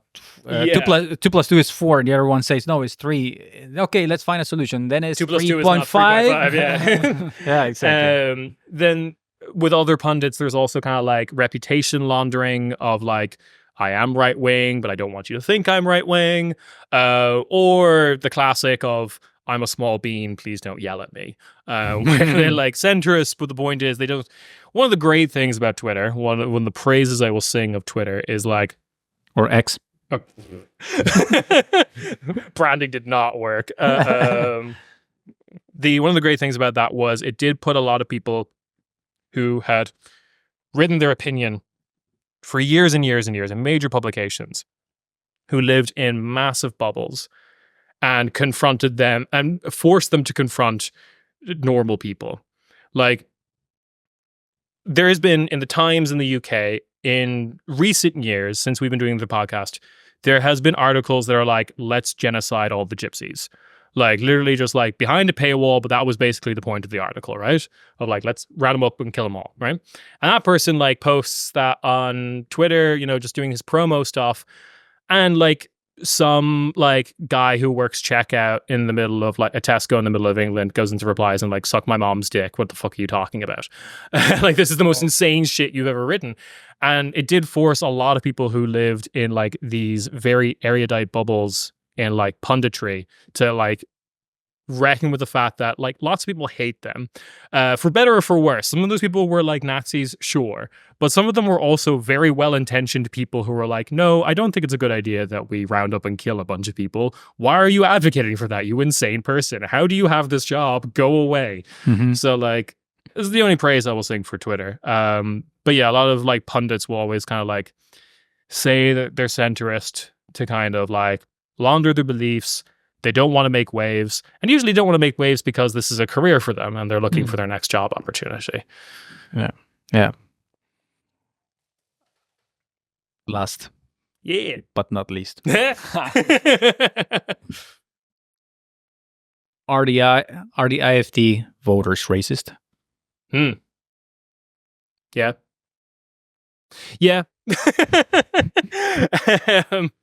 I would say yes. I would make a huge distinction between like the AFD and the CDU. The CDU I find fascinating as like a phenomenon, because the CDU is really like the default political party of this country. Like, for most of Germany's history, it has been ruled by the CDU. Like, that's been the government.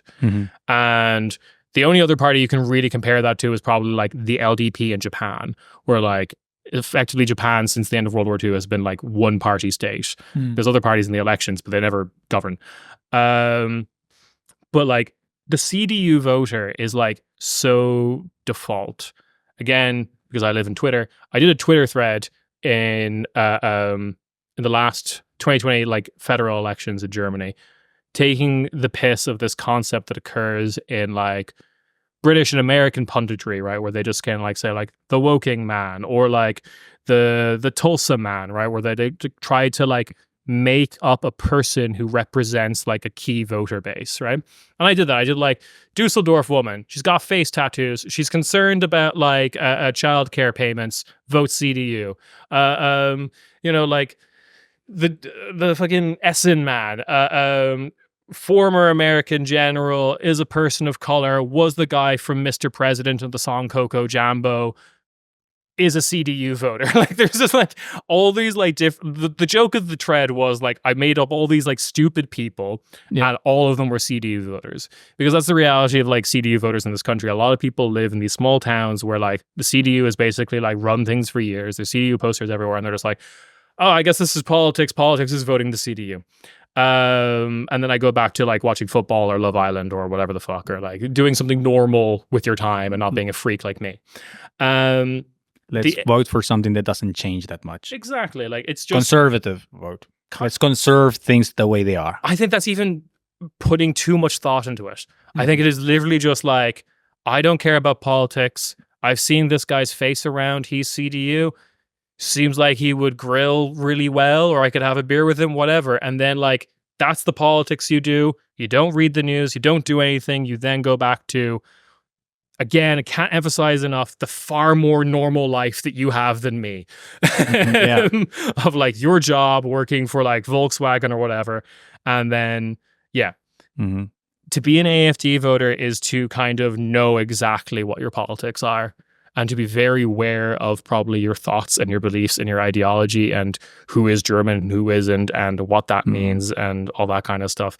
To know what to say in a public space to make it seem like your opinion is reputable. But then as soon as you leave Germany, you go onto an Italian newspaper and say, oh, I don't think every SS officer was bad. Because, also this kind of like belief that like, oh, if it weren't for all those German laws that say I can't praise the Third Reich, everyone would love to hear me praise the Third Reich. That was the thing. Like a couple of days later, many articles were with that title. are all the AFD voters racist? Or articles like, not all the AFD voters are racist, or that's why I voted AFD even though I'm not racist. There is one big assumption in that, which I find very interesting, which is the idea that being racist is like an eternal property, right? That like I will be, like being racist is like the fact that I am 5'10". Like this is internal and unchangeable. There's nothing I can do about this. Rather than like, yes, I believe anyone who goes out of their way to vote AFD is racist. Do I think they are doomed to that fate? No. Do I think there are things that like a government could do for them that pulls them out of that space, that pulls them out of this point in which they feel the need to vote AFD? Yes, absolutely. I think everyone can change. Everyone can meet the nice Turkish German man and realize that he is a human being and get on with their lives. And go back to, again, the far more normal existence of watching Love Island and football or whatever the fuck.